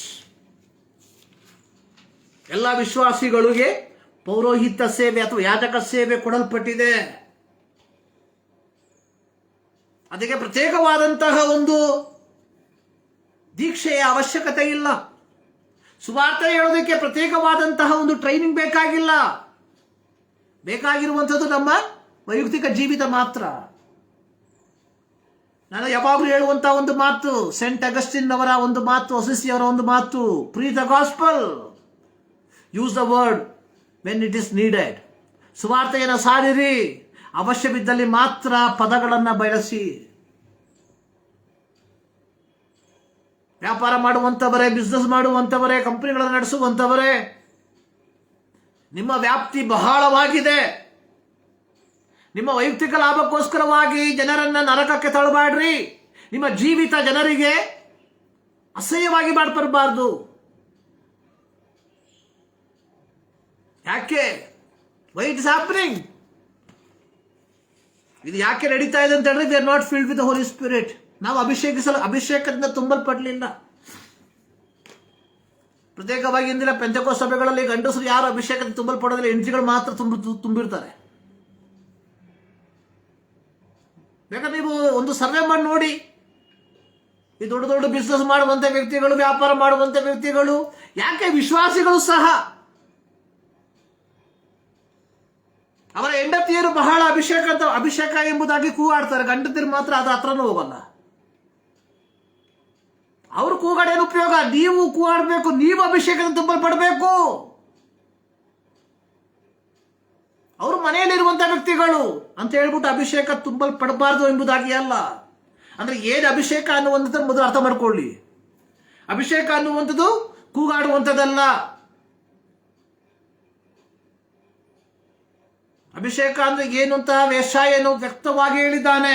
ಕರ್ತನ ಆತ್ಮ ನನ್ನ ಮೇಲೆ ಅದೇ, ಆತ್ಮನು ನನ್ನನ್ನು ಬಡವರಿಗೆ. ಅಭಿಷೇಕ ಹೊಂದಿರುವಂತಹ ಪ್ರಿಯ ಸಹೋದರನೇ, ಸಹೋದರಿಯೇ, ನಿನ್ನ ಮನೆಯಲ್ಲಿ ಕೆಲಸ ಮಾಡುವಂತಹ ಕೆಲಸದ ಆಕೆ ನಿನ್ನ ಜೀವಿತವನ್ನು ನೋಡಿ ಕ್ರಿಸ್ತನನ್ನು ಅಂಗೀಕರಿಸದೆ ಹೋಗಿದ್ರೆ ನಿನ್ನ ಅಭಿಷೇಕ ದೈವಿಕವಾದದ್ದಲ್ಲ, ನಿನ್ನ ಅಭಿಷೇಕ ಸೈತಾನನಿಂದ ಕೂಡಿದ್ದು ಎಂಬುದಾಗಿ ಹೇಳುವುದಕ್ಕೆ ಯಾವ ಭಯ ನನಗಿಲ್ಲ.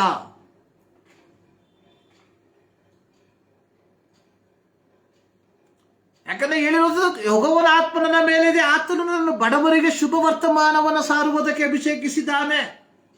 ನೀನು ಅಭಿಷೇಕದಿಂದ ತುಂಬಲ್ಪಟ್ಟಿದ್ರೆ ಮೊದಲು ನೀನು ಮಾಡಬೇಕಾಗಿದ್ದಂಥದ್ದು ನಿನ್ನ ಮನೆಯಲ್ಲಿ ಕೆಲಸಕ್ಕೆ ಬರುವಂತಹ ಆ ತಾಯಿಯೊಂದಿಗೆ, ತಂಗಿಯೊಂದಿಗೆ, ಅಕ್ಕನೊಂದಿಗೆ ಸುವಾರ್ತೆಯನ್ನು ಸಾರುವಂಥದ್ದು. ಆ ರೀತಿ ಸುವಾರ್ತೆಯನ್ನು ಸಾರಬೇಕಾದ್ರೆ ನಿನ್ನ ನಡತೆ ಸರಿಯಾಗಿರಬೇಕು. ಆಕೆಯೊಂದಿಗಿನ ನಿನ್ನ ಒಡನಾಟ ಸರಿಯಾಗಿರಬೇಕು. priesthood of all believers.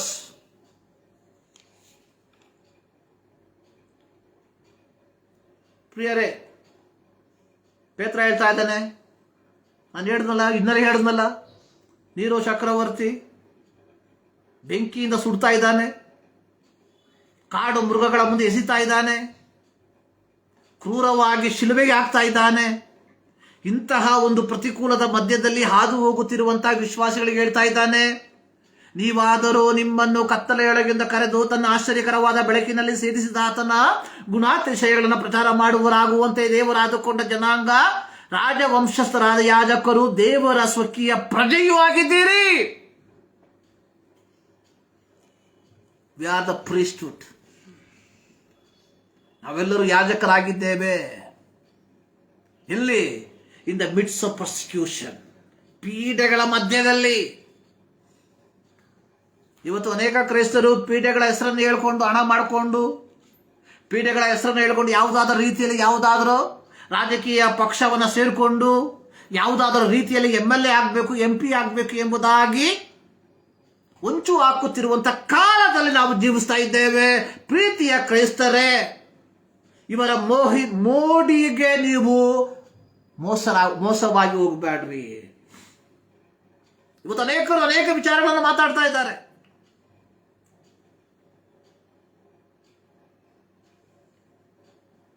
ಪ್ರತ್ಯೇಕವಾಗಿ ಸೆನ್ಸಸ್ ಬಗ್ಗೆ ನಾವು ಮಾತನಾಡುವಂಥದ್ದನ್ನು ಕೇಳ್ತಾ ಇದ್ದೇವೆ. ವಾಟ್ ಈಸ್ ರೈಟ್, ಯಾವುದು ನಿಮ್ಮ ದೃಷ್ಟಿಗೆ ಸರಿ ಅನ್ನುವಂಥದ್ದನ್ನು ಮಾಡಿ. ಸೊ ನೀವು ಯಾರಿಗೂ ಗುಲಾಮರಾಗಬೇಡ್ರಿ. ಪ್ರತಿಯೊಬ್ಬ ವ್ಯಕ್ತಿ ಹೇಳುವಂಥದ್ದು ಅವನ ಸ್ವಾರ್ಥಕ್ಕೋಸ್ಕರವಾಗಿ.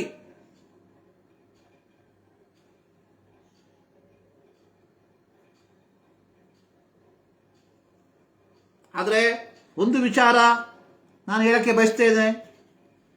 ಯೇಸು ಕ್ರಿಸ್ತನಿಂದ ಪಾಪ ಕ್ಷಮಾಪಣೆಯನ್ನು ಪಡೆದುಕೊಂಡ ಪ್ರತಿಯೊಬ್ಬ ವ್ಯಕ್ತಿ ದೇವರಿಗೆ ಯಾಜಕರಾಗಿದ್ದಾರೆ ಎಂಬುವಂಥದ್ದು ಯೇಸು ಕ್ರಿಸ್ತನು ತಾನೇ ಯೋಹಾನನ ಮೂಲಕವಾಗಿ ಪ್ರಕಟಣೆ ಪುಸ್ತಕದಲ್ಲಿ ಹೇಳಿರುವಂಥ ಮಾತಾಗಿರುವುದರಿಂದ ನಾವುಗಳು ಯೇಸು ಕ್ರಿಸ್ತನ ರಕ್ತದ ಮೂಲಕ ಪಾಪ ಕ್ಷಮಾಪಣೆಯನ್ನು ಹೊಂದಿಕೊಂಡವರಾಗಿದ್ದರೆ, ದೇವರಿಂದ ಪ್ರತಿಷ್ಠಿಸಲ್ಪಟ್ಟವರಾಗಿದ್ದರೆ, ನಮ್ಮ ದೌತ್ಯ ಅನ್ನುವಂಥದ್ದು ಸುವಾರ್ತೀಕರಣ.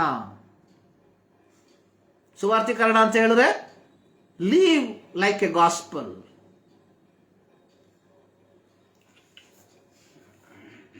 ಮಹಾತ್ಮ ಗಾಂಧೀಜಿಯವರು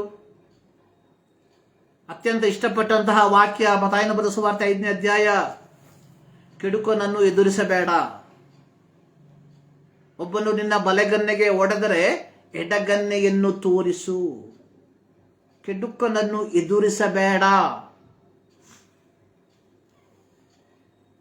ಸೊ ಈ ವಾಕ್ಯದ ಅರ್ಥ ಪ್ರತಿ ಕ್ರೈಸ್ತರೇ ನೀವು ಸರಿಯಾಗಿ ಅರ್ಥ ಮಾಡ್ಕೊಳ್ಳಿ. ಕೆಡುಕನನ್ನು ಎದುರಿಸಬೇಡ. ಒಬ್ಬನು ನಿನ್ನ ಬಲಗನ್ನೆಗೆ ಹೊಡೆದರೆ ಎಡಗನ್ನೆಯನ್ನು ತೋರಿಸು. ಸೊ ಈ ಮೂಲಕವಾಗಿ ನಾವೆಲ್ಲರೂ ಕ್ರಿಸ್ತನ ಯಾಜಕ ಸೇವಕರಾಗಿ ದೇವರು ಕೊಡುವಂತ ಶಿಷ್ಟಾಯುಸನ್ನ ದೇವರ ನಾಮದ ಮಹಿಮೆಗೋಸ್ಕರವಾಗಿ ಜೀವಿಸಿ ಮುಕ್ತಾಯಗೊಳಿಸುವ ದೇವರು ಈ ವಾಕ್ಯದ ಮೂಲಕವಾಗಿ ನಿಮ್ಮನ್ನು ಆಶೀರ್ವದಿಸಲಿ. ಪ್ರಾರ್ಥನೆ ಮಾಡೋಣ. ಸರ್ವಶಕ್ತನಾದ ದೇವರೇ ಮತ್ತು ದಾವರ್ತಿ, ನಿಮಗೆ ಕೋಟಿ ಕೋಟಿ ಸ್ತೋತ್ರ. ನಿಮ್ಮ ಸನ್ನಿಧಾನಕ್ಕೆ ನಾವು ಸೇರಿ ಬರ್ತಾ ಇದ್ದೇವೆ.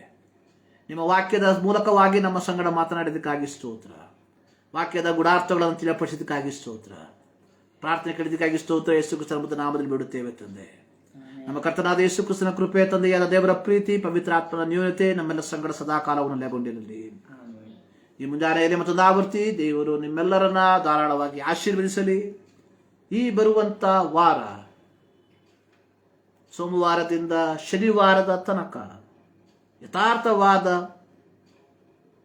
ಅಭಿಷೇಕದಿಂದ ತುಂಬಲ್ಪಟ್ಟ ಯಾಜಕ ವರ್ಗದವರಾಗಿ ದೇವರು ನಿಮಗೆ ಕೊಟ್ಟಿರುವಂತಹ ದೌತ್ಯವನ್ನ ಪೂರೈಸುವಂತವರಾಗಿರ್ರಿ. ದೇವರು ನಿಮ್ಮನ್ನು ಆಶೀರ್ವದಿಸಲಿ.